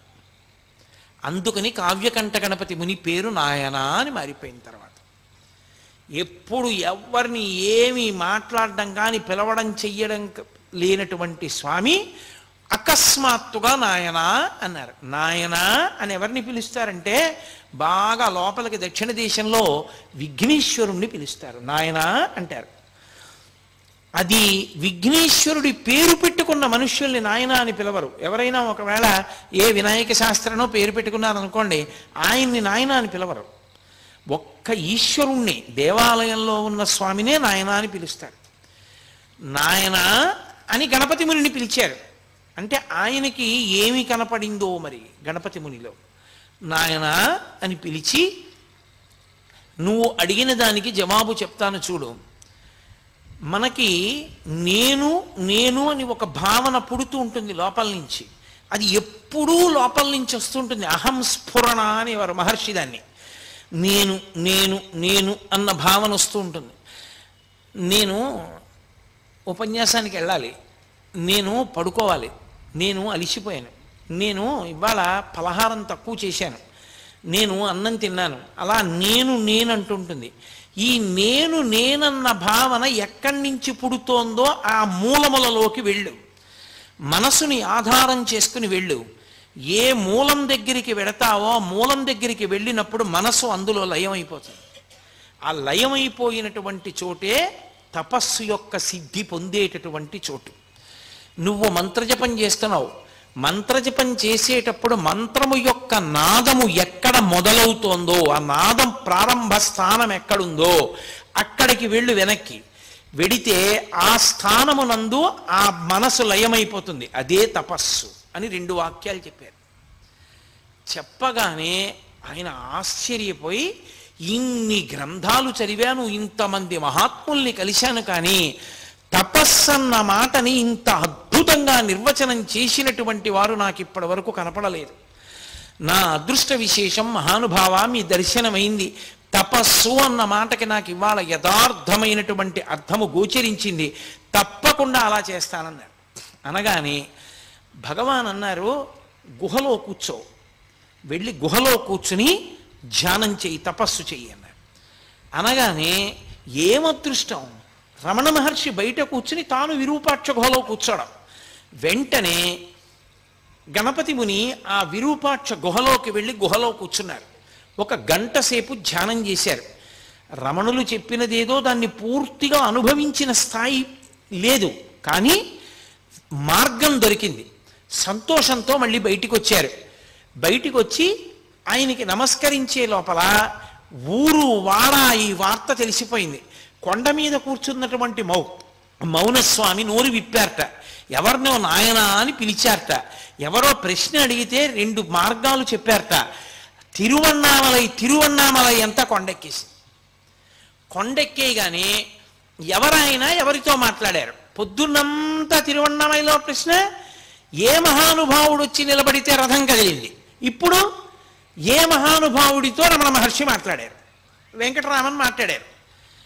ఈయన్నే చూపించారు. రథం నడిచింది ఈయన వల్లేట, ఇప్పుడు మాట్లాడింది ఈయన వల్లేట. అసలు రథం ప్రారంభమైంది నడవడం.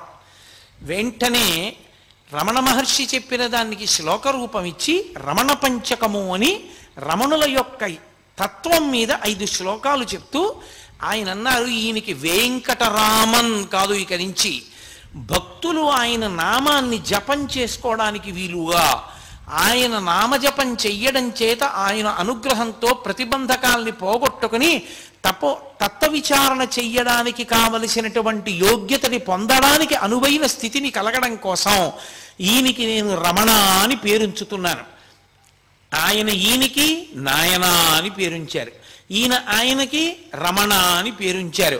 నిన్న చెప్పాను కదూ, భగవంతుని యొక్క విభూతులన్నీ ఆయన ఎందున్న కారణం చేత భగవాన్ రమణ మహర్షి అని పేరుంచుతున్నానని, ఇక నుంచి అందరూ ఆయన్ని అలా పిలవాలి అని శాసనం చేశారు. అప్పటి నుంచి లోకంలో ఆయనకి భగవాన్ రమణ మహర్షి అన్న పేరు వచ్చింది. సరే, కొంతకాలం అయింది. అప్పటి నుంచి కావ్యకంఠ గణపతి మునితో మాట్లాడుతుండేవారు. వచ్చే వాళ్ళతో కూడా అప్పుడప్పుడు నోరు విప్పి మాట్లాడడం మొదలుపెట్టారు రమణ మహర్షి. కొంతకాలం అయిన తర్వాత కావ్యకంఠ గణపతి ముని అడిగారు, నాకు కూడా ఒక గుహా ప్రాంతం ఏదైనా విడిదిగా ఇవ్వండి, నేను ఆ గుహలో కూర్చుని నేను కూడా తపస్సు చేసి ఉమాసహస్ర రచన చెయ్యాలని కోరికగా ఉంది.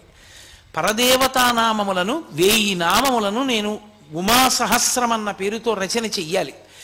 అందులో అమ్మవారికి సంబంధించినటువంటి బీజాక్షరములన్నిటినీ కూడా నిక్షిప్తం చేస్తానన్నారు. రమణ మహర్షి స్వయంగా కావ్యకంఠ గణపతి ముని చెయ్యి పట్టుకుని అక్కడే ఉన్నటువంటి మామిడి చెట్టు గుహ అంటారు, చ్యుత గుహ అని, ఆ గుహలోకి తీసుకెళ్ళి నువ్వు ఇదిగో ఈ గుహా ప్రవేశం చేసి ఈ గుహలో కూర్చుని ఇక్కడ నుండి నువ్వు ఆ ఉమాసహస్ర రచన చేయవలసింది అన్నారు. 20 రోజుల లోపల ఈ సహస్రాన్ని పూర్తి చేస్తాను. 20వ రోజు అర్ధరాత్రి 12 గంటల వేల్టికి నేను ఈ ఉమాసహస్ర రచన పూర్తి చెయ్యలేకపోతే అప్పటి వరకు ఎంత రచన చేశానో ఆ రచన అంతా చింపేస్తానని ప్రతిజ్ఞ చేశారు కావ్యకంఠ గణపతి ముని. అక్కడ వరకు బాగుంది. హరసహస్రం అన్ని శ్లోకాలు రోజూ చదివినా పరమశివుడు అన్నం పెట్టలేదన్న కోపంతో హరసహస్రాన్ని చింపేశారు అంతకుముందు. అందులో ఏవో కొద్ది శ్లోకాలే మిగిలాయి. ఇక్కడ నడుస్తోంది. ప్రతిరోజు ఆ ఉమాసహస్రం ఆయన ధ్యానం చేస్తుండేవారు, దాన్ని రచన చేస్తుండేవారు. హెచ్ఎమ్మాళ్ అన్నం పట్టుకొచ్చి ఇస్తుండేది. ఒకరోజు అకస్మాత్తుగా ఆయనకి ఉదయం 7 గంటలకే విపరీతమైన ఆకలి వేసేసింది. అది అమ్మవారి ఉపాసనలో ఉండేటటువంటి ఒక వైచిత్రి. అమ్మవారి ఉపాసన చేసేటటువంటి వాళ్ళకి బాగా తెలుస్తుంది. అకస్మాత్తుగా వాళ్ళకి పిచ్చాకలేస్తుంది. అంత పిచ్చాకలేస్తే నిజంగా మీరు తీసుకొచ్చి అన్నం పెట్టారనుకోండి, అన్నం చూడగానే త్రేణుపు వచ్చి వెళ్ళిపోతారు. అన్నం తిన్నంత కడుపు నిండిపోతుంది. కానీ పిచ్చి ఆకలిస్తూ ఉంటుంది. రామకృష్ణ పరమహంసకు అలాగే వేస్తుంటే వాళ్ళ గురువుగారు ఆయనతో ఉండేటటువంటి అంతేవాసి తీసుకెళ్ళి అన్నం కుంభం చూపించారు. చూపించగానే ఆయనకి త్రేణుపు వచ్చింది. కాబట్టి ఈయనకి విశేషమైన ఆకలేసేస్తోంది ఉదయం 7 గంటలకి. రాత్రి పాలు తాగుతారు. ఎలా 7 గంటలకు అన్నం ఎక్కడి నుంచి వస్తుంది అనుకుంటున్నారు? ఆ హెచ్ఎమ్మాళ్ళకి అన్నం పప్పు వండుతోంది ఆవిడ. అకస్మాత్తుగా ఒక దివ్యస్వరూపం ఒకటి కనపడి వెంటనే గణపతి మునికి అన్నం పట్టుకెళ్ళి ఇచ్చేసేయని వినపడింది. ఆవిడ గిన్నెల్లో పట్టుకుని అన్నం పప్పు పట్టుకెళ్ళి చ్యుత గుహలో పెట్టింది. ఆయన రెండిటి వంక చూశారంతే, త్రేడుపులు వచ్చాయి. 17 రోజులైంది. 4 వంతులు పూర్తయిపోయింది ఉమాసహస్రం. ప్రతిరోజు సాయంకాలం భగవాన్ రమణ మహర్షి కూడా వచ్చి కూర్చుని అప్పటి వరకు ఎంత భాగం రచన పూర్తయిందో అంత భాగాన్ని ఆయన కూడా వింటూ ఉండేవారు, మాట్లాడుతూ ఉండేవారు, వెళ్ళిపోతూ ఉండేవారు. 4గింట 3 వంతులు పూర్తయిపోయిన తర్వాత 17 రోజులు అయిపోయింది, ఇంకా 3 రోజులు ఉంది. 1/4 వంతు భాగం పూర్తవ్వాలి. వేలు మీద పెద్ద గోరు చుట్టు పుట్టింది, విపరీతమైనటువంటి పోటు, కలం ఇలా పట్టుకోలేకపోయారు. అలాగే ఇంకొక్క రోజు మాత్రమే మిగిలింది, ఒక్క శ్లోకం కూడా రచన చేయలేరు. ఈ ఉమాసహస్రం చదివి వినిపిస్తారని పక్క ఊళ్ళంతటా టౌకేశారు, పందిళ్ళేసేసారు, ఏదో ఉత్సవంలాగా. ఎందరో ఊళ్ళ నుంచి బయలుదేరి వచ్చేస్తున్నారు. ఇక్కడేమో వేలుకి గోరు చుట్టు, నడవట్లేదు. ఇంకా తెల్లవారితే 20వ రోజు. ఆ 19వ రోజు రాత్రి అరుణాచలంలో తిరువణ్ణామలైలో ఉండేటటువంటి ఒక వైద్యుడికి కల్లో పరమశివుడు కనబడ్డాడు. కనబడి కొండ మీద ఒక మహానుభావుడు ఉమాసహస్రం రచన చేస్తున్నాడు. వేలుకి గోరు చుట్టేసింది, రాయలేకపోతున్నాడు. నువ్వు వెంటనే వెళ్ళి దాన్ని శస్త్రచికిత్స చేయవలసింది అన్నారు. ఆయన వెతుక్కుంటూ రమణ మహర్షి దగ్గరికి వెళ్ళారు. రమణ మహర్షి ఈ గుహ చూపించారు. అప్పుడు ఈయనకి శస్త్రచికిత్స చేసి తీసి కట్టు కట్టారు. కట్టుండడం వల్ల రచన సాగలేదు. అప్పుడు ఆయన దగ్గర ఉండే స్నేహితులందరూ కలిసి అన్నారు, మరి ఇవాళ రాత్రి అయిపోవాలి 12 గంటల లోపల, ఎలా అంటే ఆయన అన్నారు, రమణ మహర్షి అన్నారు, ఆశువుగా కవితాధార చెప్పగలరు కాబట్టి 5గురు పృచ్ఛకులు తిరువణ్ణామలై నుంచి కొండ మీదకి వస్తారు. 5గురు పృచ్ఛకులు కూర్చుంటారు. 5 వృత్తాలలో ఇన్ని శ్లోకాలని మీరు ఆశువుగా చెప్తుంటే వాళ్ళు రాసేస్తారు. ఇటు తిరిగి ఇటు తిరిగి ఇటు తిరిగి ఇటు తిరిగి ఇటు తిరిగి చెప్పేస్తుంటే వాళ్ళు రాసేస్తుంటారు. 5గురు పృచ్ఛకులు కాగితాలు కలాలు పట్టుకుని లేఖకులు వచ్చేసారు. వచ్చేసి కూర్చున్నారు. రాత్రి అయింది. రమణ మహర్షి వచ్చి నడవట్లేదు రచన. రమణ మహర్షి వచ్చి ఏమీ పర్వాలేదు, ఇక నడుస్తుంది, మొదలు పెట్టండి అన్నారు. అని కావ్యకంఠ గణపతి ముని వెనక్కి వెళ్ళి కూర్చుని సమాధిలోకి వెళ్ళిపోయారు. ఆయన సమాధిలోకి వెళ్ళిపోయారు. కావ్యకంఠ గణపతి ముని యొక్క నోటి వెంట వరద కింద వెళ్ళిపోయింది ఉమాసహస్రం. రాత్రి 12 కన్నా ముందే ఉమాసహస్రం పూర్తయిపోయింది. 5గురు రాసేశారు. అమ్మయ్య అయిపోయింది సహస్రం అన్నారు. రమణులు ఒక్కసారి బహిర్ముఖులై, నేను చెప్పినదంతా రాసుకున్నారా అని అడిగారు. అప్పుడు కావ్యకంఠ గణపతి ముని అన్నారు, పలికిన వాణ్ణి నేను, నా లోపల 12 లోపల పలికించడానికి గురువు అనుగ్రహంగా రమణులే చేరి బుద్ధి ప్రకాశం చేసి నా చేత పలికించారని. ఆ ఉమాసహస్రం ఎంత మంది చేతనో కొనియాడబడేటటువంటి గ్రంథం.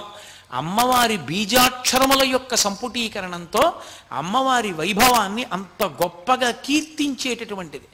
లక్ష్మీకాంతం గారని కావ్యకంఠ గణపతి మునికి చాలా అంతేవాసి. ఆయన మహానుభావుడు నాయన అన్న పేరుతో కావ్యకంఠ గణపతి ముని మీద ప్రత్యేకంగా ఒక పుస్తకం రాశారు. ఆ పుస్తకంలో ఈ ఉమాసహస్రంలో ఉండేటటువంటి కొన్ని శ్లోకాలని కూడా ఆయన అందులో చేర్చి చూపించారు. కాబట్టి అంత గొప్పగా ఉమాసహస్రం పూర్తయింది. తర్వాత శుద్ధప్రతులు పూర్తయ్యాయి. తన చేత రమణ మహర్షియే ఉమాసహస్రం పూర్తి చేయించి లోకానికి అందించారు అని కావ్యకంఠ గణపతి మునికి భగవాన్ రమణులంటే విశేషమైనటువంటి గురుభక్తి. ఎప్పుడూ ఆయన్ని గురుభావనతోనే చూస్తుండేవారు. రమణ గీత అని రమణ భగవానుడి యొక్క తత్వాన్నంతటినీ కూడా అద్భుతమైనటువంటి కవిత్వం రూపంలో తీసుకొచ్చిన మహానుభావుడు కావ్యకంఠ గణపతి ముని. ఎందుచేత అంటే ఎందరో వచ్చి ఆయన్ని ప్రశ్నలు వేస్తూ ఉండేవారు. అందులో ప్రధానమైన ప్రశ్నలు కొన్ని ఉండేవి. వాటికి జవాబు చెప్పేవారు. చెప్పిన జవాబులు లోకానికి అందకుండా పోతాయేమో అని జాగ్రత్త తీసుకున్న వాళ్ళు ఇద్దరు. ఒకరు సూరి నాగమ్మ గారు, ఒకరు కావ్యకంఠ గణపతి ముని. ఒక్కొక్క చోట ఆయనే శిష్యుడిగా వచ్చి రమణ మహర్షిని అడిగితే ఏం చెప్తారో ఊహించి, వచ్చినటువంటి వాళ్ళు అడిగిన ప్రశ్నలకి జవాబులు రమణులు ఏం చెప్పారో చూసి, వీటిని గీత, భగవద్గీత అర్జునుడికి కృష్ణుడు ఎలా చెప్పాడో అలా రమణ గీత అన్న పేరుతో రచన చేశారు ఆయన. దానికోసం ఆయన రమణులతో కలిసి స్కందాశ్రమంలోనే ఉన్నారు. ఆ రమణ గీత జరుగుతున్నప్పుడే అరుణాచల క్షేత్రానికి కాదు, ఈ భూమండలానికి ఒక పెద్ద ప్రమాదం తప్పింది. విశాలాక్షమ్మ గారు వచ్చారు. అప్పటికి కావ్యకంఠ గణపతి మునికి విశాలాక్షమ్మ గారికి కూడా 40 ఏళ్ల లోపే వయస్సు. కాబట్టి వాళ్ళు ఇంకా శారీరకమైనటువంటి సంబంధంతో ఉండవలసినటువంటి కోర్కెలకి అతీతులు అన్న స్థితిని నమ్మడం కష్టం లోకానికి. ఆయన విరూపాక్ష గుహలో కూర్చుని నేను ఆ రమణ గీత రచన చేస్తాను అని అడిగారు. అప్పటికి రమణ మహర్షి స్కందాశ్రమంలో ఉన్నారు. రమణ మహర్షి అన్నారు, తప్పకుండా చెయ్యండి అన్నారు. పళని అని ఉండేవాడు, పళనిస్వామి అని రమణ మహర్షి దగ్గర అంతేవాసి. ఆ పళనిస్వామిని పిలిచారు రమణ మహర్షి. పిలిచి ఆ గుహంతా చాలా కాలంగా రమణ మహర్షి విడిచిపెట్టేసిన కారణం చేత దాని చుట్టూ తుక్కు అవి పడిపోయి అది శుభ్రంగా లేదు ప్రవేశించడానికి. అదంతా శుభ్రం చేసి దాని తాళాలు ఇయ్యి కావ్యకంఠ గణపతి ముని అందులో కూర్చుని రమణ గీత రచన చేస్తారు. అమ్మగారు అనేవారు, విశాలాక్ష అమ్మగారు. అమ్మ అన్నం వండి పెడుతుంది అన్నారు. చటుక్కున పళన మహర్షి అన్నాడు, ఆయన భార్యతో ఉన్నారు కదా, విరూపాక్ష గుహలోకి భార్యాసహితులు వెళ్ళి ఉండకూడదు అన్నారు.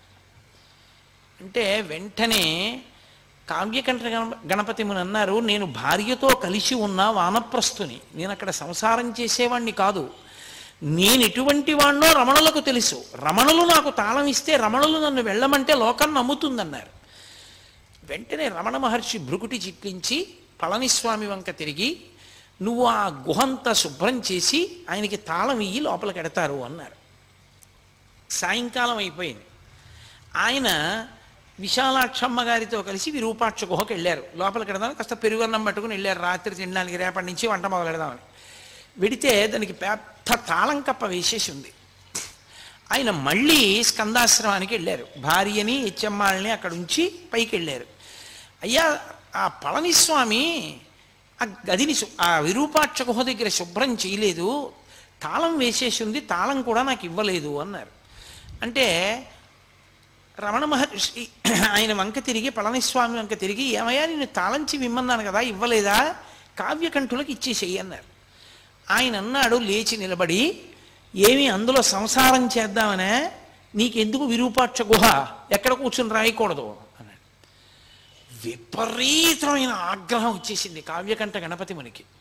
వచ్చేసి నా యొక్క జీవితాన్ని తప్పు పట్టావు, నా వానప్రస్థాన్ని తప్పు పట్టావు, నా భార్యతో కలిసి విరూపాక్ష గుహలో సంసారం చేస్తానన్నావు, ఇంత దారుణమైన మాట నా మీద మాట్లాడావు కనుక ఈ పృథివి తగలబడిపోవుగాక నా ఆగ్రహము చేత, నా శక్తి ఏదైతే గణపతి నా వాక్కు యథార్థము చేయుగాక అని విపరీతమైన ఆవేశంతో తాళం చెవి పుచ్చుకోకుండా వెళ్ళి ఒక రాయి తీసుకుని ఆ తాళం కప్పని కొట్టారు. కొడితే ఆయనకి పరశురామ మంత్రాలు ఉన్నాయి. ఆ అగ్నిహోత్ర ప్రభావానికి తాళం ఊడి కింద పడిపోయింది. ఆ రాతికి అది పడదు. ఆయన వెంటనే గుహలోకి వెళ్ళిపోయారు. గుహలోకి వెళ్ళిపోయి ఆ ఎదురుగుండా ఉన్నటువంటి ఒక రాతి మీద కూర్చుని భూమి వంక తీవ్రమైనటువంటి దృక్కులతో భూమి వంక చూస్తున్నారు. రమణ మహర్షి గమనించారు. పరమ ప్రమాదం వచ్చింది. ఇంత మంత్రజపం చేసేశాడు, ఇంత జపం చేసేశాడు, మంత్రసిద్ధులు పొందేశాడు.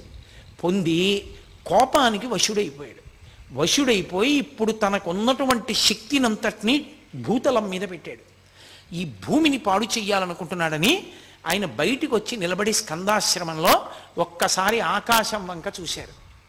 చూసేటప్పటికే అకస్మాత్తుగా మబ్బులు వచ్చేసాయి. మబ్బులు వచ్చి మెరుపులు, పిడుగులు, వర్షం ప్రారంభమైంది. ప్రారంభం అవగానే అందరూ ఆశ్రమంలోకి వెళ్ళిపోయారు. ఒక్క రమణ మహర్షి మాత్రం లోపలికి వెళ్లకుండా చాలా గంభీరంగా, చాలా తీవ్రంగా ఆలోచిస్తూ అలా నిలబడి ఆకాశం వంక చూస్తున్నారు. పిడుగులు పడుతున్న ధ్వనులు వినపడుతున్నా. ఒక్కసారి ఆయన గొణిగినట్లయింది. ఈ భూతలం 14 భువనములు పాడైపోవాలన్నాడు. 14 భువనములు పాడైపోవడం కన్నా 14 భువనముల స్వరూపమైన అరుణాచలేశ్వరుని యొక్క రథము తగలబడిపోవుగాక అన్నాడు. అనగానే పిడుగు వెళ్ళి అరుణాచలేశ్వరుడి యొక్క రథం మీద పడి ఆ రథం కాలిపోయింది. కాలిపోవడం ఏమిటి, మీరు ఎవరైనా వెళ్ళిన వాళ్ళు ఉంటే తెలుస్తుంది. స్కందాశ్రమం నుంచి విరూపాక్ష గుహకి దగ్గరగానే ఉంటుంది దారి, కానీ చాలా కష్టం నడవడం. ఎంత జాగ్రత్తగానో నడవాలి, కాళ్ళు జారిపోతాయి. అందున అంత వర్షం పడినప్పుడు జారి పడిపోతారు. అతివేగంతో వచ్చేసి విరూపాక్ష గుహలోకి వెళ్ళి కావ్యకంఠ గణపతి ముని చేయి పట్టుకున్నారు. పట్టుకోగానే గురువుగారు వచ్చారని లేచి నిలబడ్డారు. నాకు చేతిలో చెయ్యి వేసి ప్రమాణం చెయ్యి అన్నారు. దేనికన్నారు? కావ్యకంఠ గణపతి ముని, ఇన్ని మంత్రసిద్ధులు పొందావు, కానీ కోపానికి వశపడి లోకాన్నే పాడు చేయాలనుకున్నావు, ఇంకెప్పుడు జీవితంలో కోపానికి వశపడదని ప్రమాణం చెయ్యి అన్నారు. వెంటనే చేతిలో చెయ్యేసి ప్రమాణం చేశారు, ఇంకెప్పుడు నేను కోపానికి వశుణ్ణి కానని. అందుకే స్థాయిని బట్టి కోపాన్ని అణుచుకునే శక్తి లేకపోతే ఉపద్రవాలు వస్తాయి. ఆ రోజున అరుణాచలేశ్వరుడి రథం తగలబడిపోయింది. తగలపడిపోవడం వల్ల రమణులు అన్నారు, పోన్లేండి ఈ కారణం చేత స్వామికి కొత్త రథం ఏర్పడింది అన్నారు. మళ్ళీ నూతనమైనటువంటి రథాన్ని స్వామికి తయారు చేశారు. కావ్యకంఠ గణపతి ముని యొక్క వాక్కు అంత ప్రమాదకరం, అంటే అంత శక్తివంతమైంది. అన్ని మంత్రముల యొక్క ఉపాసన, అన్ని సిద్ధులను పొందారు మహానుభావుడైన. అటువంటి వ్యక్తి అరుణాచలంలోనే ఉండి స్కందాశ్రమానికి వెళ్ళిపోయారు. తర్వాత విరూపాక్ష గోళ ఆయన కూర్చోలేకపోయారు. ఆ ఎండ వేడికి లోపల గాలి లేక అందులో కూర్చోలేక భార్యని చెన్నై పంపించేసి ఆయన స్కందాశ్రమానికి వెళ్ళిపోయారు. వెళ్ళిపోయి ఆ స్కందాశ్రమంలో రమణ మహర్షితోటే కూర్చుని ఆ రమణ గీత పూర్తి చేశారు. ఆ రమణ గీత పూర్తయిపోయిన తర్వాత ఆయన అసలు భగవాన్ రమణుల యొక్క తత్వం లోకంలో ప్రకాశించడానికి, రమణ వైభవం ప్రకాశించడానికి చాలా చాలా కారణభూతులైన వ్యక్తుల్లో ఒకరు కావ్యకంఠ గణపతి ముని. అసలు ఇంకా యథార్థంగా చెప్పాలంటే వాళ్ళిద్దరూ విఘ్నేశ్వర సుబ్రహ్మణ్య స్వరూపాలు. వాళ్ళిద్దరూ కలిసి జీవితంలో అపురూపమైన సంఘటనలకు కారణమయ్యారు అరుణాచల క్షేత్రంలో. ఇద్దరికీ అరుణాచల క్షేత్రంతో అంత సంబంధం. బహుశः కావ్యకంఠ గణపతి ముని అరుణాచలం వెళ్ళి ఉండకపోతే రమణుల నోటి వెంట ఒక్క మాట కూడా లోకానికి అందదు, రమణుల సందేశం కూడా అందదు. కావ్యకంఠ గణపతి ముని కారణంగానే ఆ రథం కదిలింది. అది తరువాతి కాలంలో ఎందరికో మార్గదర్శనమైంది. ఆ తరువాత తిరువత్తూరు వెళ్ళిపోయారు. నేను యాత్రకు వెడతాను అని చెప్పి బయలుదేరారు. రమణుల నోటి వెంట ఏదీ అనవసరంగా రాదు. యాత్రకు బయలుదేరుతుంటే రమణులు అన్నారు, మీతో వాసుదేవ శాస్త్రిని తీసుకెళ్ళండి అన్నారు. ఎందుకన్నారో అలా అని వాసుదేవ శాస్త్రిని కూడా తీసుకెళ్ళి చెన్నైలో బయలుదేరుతూ అన్నారు, అనవసరంగా రమణులు ఇతన్ని పంపించరు, ఎందుకు పంపించారో అని ఇవాళ మనం ఏ దిక్కుగా వెడదామని అడిగారు వాసుదేవ శాస్త్రిని. ఆయన అన్నాడు, మనం తిరువత్తూరు దిశగా వెడదాం, దానికి ఆదిక్షేత్రం అని పేరు, అదే మొదటి క్షేత్రం, అటు వెడదామన్నాడు. తిరువత్తూరు వెళ్ళారు. అక్కడే కావ్యకంఠ గణపతి మునికి కపాలి శాస్త్రితో అనుబంధం ఏర్పడింది. కపాలి శాస్త్రి పుస్తకాలు మీలో ఎవరైనా చదివారేమో నాకు తెలియదు. కావ్యకంఠ గణపతి ముని ఎంతటి మహాప్రకాండుడో, ఎంతటి సంస్కృత భాషా ధురీనుడో, అంతటి గొప్ప రచనా వైభవం ఉన్నవాడు, మహావేదాంతి ఆయన కూడా. కపాలి శాస్త్రి ఎన్నో గ్రంథాలు రచించారు. ఆయన ఇటు రమణులతోటి అటు అరవిందులతోటి కూడా సంబంధం ఉన్న వ్యక్తి. కాబట్టి అటువంటి ఆయన ఒక పాడుపడిపోయినటువంటి విఘ్నేశ్వర దేవాలయంలో కూర్చుని 20 రోజుల నేను ఇక్కడ 18 రోజుల పాటు రమణులు నాకు ఎటువంటి తత్వాన్ని తపస్సుకి చెప్పారో అటువంటి తపస్సు చేస్తాను అని పగటి పూట అన్నం తినడం కూడా మానేసి ద్రవ పదార్థం ఒక్కటే పుచ్చుకునేవారు. 18 రోజులు అయిపోయిన తర్వాత ఇక్కడ కావ్యకంఠ గణపతి ముని కూర్చుని జపం చేస్తున్నారు. మంచి సమాధిలోకి ప్రవేశించే ప్రయత్నంలో ఉన్నారు. ఆయన చెప్పిన మార్గంలో లోపలికి వెళ్ళి అన్వేషిస్తున్నారు, ఎక్కడి నుంచి పుడుతోంది నేనన్న భావన అన్నది. ఆయన చేస్తుండగా సాయంకాలం 4 అలా అవుతుండగా విపరీతమైన నీరసం వచ్చేసి అసలు కూర్చోలేక శవాసనం వేసేసి శవాసనం మీ అందరికీ తెలిసి ఉన్నదే, నేల మీద పడుకుని నా గురువు రమణ భగవానులు ఉంటే బావుణ్ణు అన్నారు. ఆశ్చర్యం ఏం జరిగిందంటే అక్కడ అరుణాచలంలో రమణ మహర్షి ఎక్కడ కూర్చుని ఉన్నారో అక్కడి నుంచి ఒక్క ఎగురు పైకి ఎగిరి కింద పడ్డారు ఆసనం మీద. అక్కడ ఏమైందో తెలుసా, ఈయన ఎగిరి కింద పడే లోపల నా గురువు రమణులుంటే బావుణ్ణు అనుకున్నారు, అంతే. శవాసనం వేసి పడుకున్న కావ్యకంఠ గణపతి ముని యొక్క గుండెల మీద ఎడంచి పెట్టి గట్టిగా నొక్కి కుడి చేతిని ఆ బ్రహ్మరంధ్రం దగ్గర మాడు దగ్గర పెట్టి నొక్కారు రమణ మహర్షి. కొద్ది కాలం, నేను చెప్పినంతసేపు కూడా లేదు, ఇలా నొక్కారు. రమణులు వచ్చారని అర్థమైంది. కావ్యకంఠ గణపతి మునికి. ఒక్కసారి దొల్లి ఆయన పాదములు చూద్దాం అనుకున్నారు, కానీ ఎడంచేత్తో గుండె నొక్కి పెట్టడంలో రమణుల స్పర్శ వలన పులకాంకిత గాత్రుడైపోయి ఒళ్ళంతా విద్యుద్వలయాలు ప్రవహిస్తున్నట్లుగా అయిపోయి ఆయన కదలలేకపోయారు, అలాగే ఉండిపోయారు. అంతే. ఇక్కడున్నవారు ఇక్కడే ఉన్నారు, అక్కడికి వెళ్ళారు. ఒక్కసారి ఆ రహస్యం బయట పెట్టారు రమణ మహర్షి. తన నోటి వెంట తానే ఒక్కసారి జారిపోయారు నోరు. అవును, తిరువత్తూరు క్షేత్రంలో ఫలానా చోట వెడుతున్నప్పుడు చీకటిగా ఉంటుంది, పాడుపడిపోయిన గణపతి దేవాలయం ఉంది కదూ అన్నారు. ఎప్పుడూ తిరువణ్ణామలై విడిచిపెట్టి వెళ్ళని వ్యక్తికి ఎలా తెలుసది? ఆయన వెళ్ళారు అక్కడికి. వెళ్ళి కావ్యకంఠ గణపతి మునికి సూక్ష్మ శరీరంతో వెళ్ళి హస్తదీక్ష ఇచ్చారు. బహుశః నాకు తెలిసినంత వరకు రమణుల వాంగ్మయంలో ఆయన హస్తదీక్ష పొందినటువంటి ఏకైక వ్యక్తి కావ్యకంఠ గణపతి ముని ఒక్కరే. వాళ్ళిద్దరి అనుబంధం అటువంటిది. ఆ తరువాత అక్కడ 20 రోజులు దీక్ష పూర్తి చేసేశారు.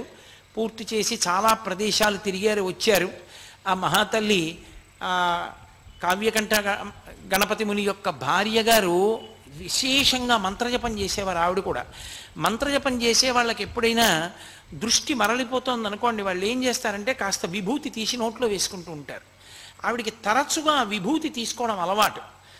అలా అస్తమానం విభూతి తీసుకోవడం వల్ల ఏమైపోయిందంటే ఆవిడ నెత్తురంతా విభూతి కలిసిపోయి గడ్డల కింద ఏర్పడిపోయి ఆవిడకి ప్రాణోత్క్రమణ కాలం ఆసన్నం అయిపోయి ఆవిడ ప్రాణం విడిచిపెట్టేసే ముందు కూడా మంత్రజపం చేస్తూనే ప్రాణం వదిలిపెట్టేసింది. ఆవిడే నిరంజనానంద స్వామి వారిని వేడుకుని ఆ మాతృభూతేశ్వరాలయంలో వెనక శ్రీచక్రం ఉండాలి అని చెప్పి నిరంజనానంద స్వామి వారిని బ్రతిమాలి శ్రీచక్రం అక్కడ ఉండేటట్టుగా ఉత్సాహం తీసుకొచ్చినటువంటి వ్యక్తి కావ్యకంఠ గణపతి ముని గారి భార్య అయినటువంటి విశాలాక్షమ్మ గారి. అంతటి అనుబంధం. తరువాతి కాలంలో కొన్ని కారణాలు జరిగాయి, అవి ఇప్పుడు అప్రస్తుతం. ఆ కొన్ని కారణముల చేత ఉత్తర భారతదేశం వైపుకి వెళ్ళారు. అరబిందో ఆశ్రమానికి వెళ్ళవలసి వచ్చింది కావ్యకంఠ గణపతి ముని.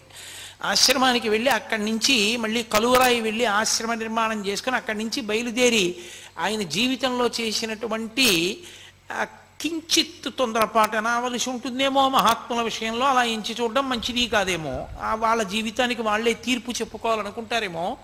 ఆయన ఖర్గపూర్ వెళ్ళారు. వెడితే ఈయన సాక్షాత్ గణపతి అంశ అని తెలిసిన కారణం చేత చూసే భక్తులందరూ సంతోషిస్తారు కదా అని గణపతి నవరాత్రి ఉత్సవాల్లో కావ్యకంఠ గణపతి మునినే విఘ్నేశ్వరుడిగా తీసుకెళ్లి కూర్చోపెట్టి ఆవాహన మంత్రం దగ్గర నుంచి చెప్పేసి అక్కడ అర్చన చేసే బ్రాహ్మణుడు ఏం చేశాడంటే పూజ అంతా చేయించి నీరాజనం ఇచ్చి ఉద్వాసన మంత్రం చెప్పేశాడు. ఉద్వాసన మంత్రం చెప్తే అయిపోయింది, ఇంకా వెళ్ళిపోమ్మని. అది మొట్టమొదటి ప్రమాద ఘంటిక. ఆ ఉద్వాసన మంత్రం చెప్పగానే ఆయన నవ్వారు. ఆ తరువాత ఆయన ఎవ్వరితో నోరు విప్పి చెప్పేవారు కాదు. సరి అయిన పండ్ల రసం కూడా లేక చాలా కష్టపడ్డారు పాపం మహానుభావుడు. కష్టపడి నేను మీతో మనవి చేశానే, ఆయనకి అత్యంత దగ్గరవారు లక్ష్మీకాంతం గారని. ఆయన వెళ్ళినప్పుడు ఏమైందంటే బ్రహ్మాండమైనటువంటి వర్షం పడింది లక్ష్మీకాంతం గారు వెళ్ళినప్పుడు. ఈ కావ్యకంఠ గణపతి మునప్పుడు ఒక పాకలో ఉన్నారు. పాక అంతా కురిసేసింది. అంతటి మహానుభావుడు అటువంటి స్థితిలో ఉన్నారు ఆ సమయంలో, కష్టకాలం. ఆయన పడుకున్న మంచం తప్ప మిగిలిన చోటంతా వాన కురిసేస్తోంది. లక్ష్మీకాంతం గారు అన్నారు, ఎందుకు ఇక్కడ ఆ ఖర్గపూర్లోని తెలిసి ఉన్నటువంటి మిత్రుడు ఉన్నాడు, అతని ఇంటికి వెళ్ళిపోదురు కానీ పోనీ మీకు ఏదైనా సమయం ఉంటే చెప్పండి, ముహూర్తం ఉంటే అప్పుడే వెడదాం అన్నారు. ఆయన ఒక నవ్వు నవ్వి రేపు మధ్యాహ్నం 2:30 వెళ్ళిపోతుంది అన్నారు. ఈయన అనుకున్నారు 2:30కి బయలుదేరతారు అనుకున్నారు. ఇంతలో అకస్మాత్తు పనొచ్చి కలకత్తా వెళ్ళవలసి వచ్చింది. ఆయన నేను వస్తాను రేపు మళ్ళీ అని అన్నారు. 12 గంటలకు ఆయన లక్ష్మీకాంతం గారు ఆఫీస్ నుంచి తిరిగి వచ్చి మళ్ళీ ఖర్గపూర్ బయలుదేరదామని బయలుదేరుతున్నారు. 12 గంటలకు ఆయన బట్టలు వేసుకుని బయటికి వచ్చి తాళం వేయబోతున్నారు. భార్యను అక్కడ ఉంచారు శుశ్రూషకి. పక్కింటి ఆవిడ వచ్చి, అయ్యో అన్నయ్య గారు బయలుదేరుతున్నారా, కొద్దిగా టీ తాగి వెళ్ళండి అన్నారు. కొద్దిగా టీ తాగి వెళ్ళమంటున్నారు కదా అని ఆయన ప్రభావం వెళ్ళిపోవలసిన సమయం ఆసన్నం అయిపోయింది. 12 గంటలకి ఆవిడ టీ తెచ్చేదాకా కదా అని అక్కడ ఒక పరుపు కనపడితే దాని మీద పడుకున్నారు. ఆవిడ వచ్చి అరిచి అరిచి అరిచింది. ఆయన లేవల. ఏమిటి ఇంత మొద్దు నిద్రపోయారు ఇవ్వాలని ఆవిడ వెళ్ళిపోయింది టీ పట్టుకుని. పైన గడియారం 12:30 కొట్టింది, 1 గంట కొట్టింది, 1 గంటన్నర కొట్టింది, 2 కొట్టింది, 2:30 కొట్టింది. చిత్రం ఏమిటో తెలుసా? 12 కొట్టడం అయిపోయింది. అందుని ఎక్కువ మాటలు కొట్టదు ఇంకా. ఎందుకని? 12:30కు ఒక్క మాటే, 1 గంటకు ఒక్క మాటే, 1 గంటన్నరకు ఒక్క మాటే, 2కి 2 మాటలే, 2:30కి మళ్ళీ ఒక మాటే. ఒక మాట కొట్టింది, తెలివి వచ్చింది. 2:30 ఇలా చూశారు, అబ్బా 2:30 అయిపోయిందని. అకస్మాత్తుగా 2:30కి పాక విడిచిపెట్టి వెళ్ళడం కాదు, శరీరం విడిచిపెట్టేస్తున్నారనిపించింది. వదిలిపెట్టేశారు కావ్యకంఠ గణపతి ముని. ఆయన గబగబా బయలుదేరి వెళ్ళారు. ఏ సమయానికి తాను ఇల్లు మారతానన్నారో ఆ సమయానికి శరీరం వదిలేశారు. వదిలిపెట్టేసిన తర్వాత ఆయన శరీరాన్ని దహనం చేయాలా సమాధి చేయాలా అనో పెద్ద చర్చ. అంటే ఆయన యజ్ఞోపవీతాన్ని విడిచిపెట్టలేదు. ఆ కారణం చేత ఆయనకి సమాధి ఇష్టం లేదు, సన్యాసాశ్రమ స్వీకారంగా భావన చేయడానికి వీల్లేదని ఆయన్ని దహనమే చేశారు. చేసి మహానుభావుడు అవతార పురుషుడుగా వచ్చినటువంటి వ్యక్తి, నేను అరుణాచలంతో ఉన్న సంబంధం, రమణులతో ఉన్న సంబంధం వరకే నేను ఇవాళ స్పృశించాను. ఎందుకంటే రమణుల గురించి మాట్లాడేటప్పుడు, అరుణాచలం గురించి మాట్లాడేటప్పుడు కావ్యకంఠ గణపతి ముని గురించి ప్రస్తావించకపోతే అసలు దానికి పరిపూర్ణత రాదు. అందుకని ప్రత్యేకంగా నేను కావ్యకంఠ గణపతి ముని గురించి మాట్లాడుతూ మిగిలిన భాగాన్నంతటినీ పక్కన పెట్టేశాను. ఒక్క అరుణాచల సంబంధం ఒకటే నేను ప్రస్తావన చేశాను. చిత్రం ఏంటంటే ఆయనకి అనారోగ్యంగా ఉండి బ్రతకరేమోనని అనుమానం వచ్చినప్పుడు 2 టెలిగ్రాములు ఇచ్చారు రమణ మహర్షికి. మళ్ళీ రిప్లై టెలిగ్రాములు వచ్చాయి. రమణ మహర్షికి చూపించాం, ఆయన ఆరోగ్యం ఆందోళనకరంగా ఉందని. భగవాన్ చూసి పక్కన పెట్టేశారు, ఏమీ మాట్లాడలేదు. రమణులకి కూడా తెలుసు అయిపోయింది అవతార పరిసమాప్తి అని. కాబట్టి రమణుల కన్నా ముందే అవతార పరిసమాప్తి చేసినటువంటి వారు కావ్యకంఠ గణపతి ముని. కాబట్టి అలా సిద్ధి పొందారు మహానుభావుడు. ఆయన రమణుల యొక్క సమన్వయంలో అన్ని అద్భుతమైనటువంటి విశేషాలు జరిగాయి. కాబట్టి ఇవాళ మీతో నేను అరుణాచలము, కావ్యకంఠ గణపతి ముని, రమణ మహర్షి ఈ 3 మధ్యలో జరిగినటువంటి విశేషాల్ని చెప్పడానికి ప్రయత్నం చేశాను.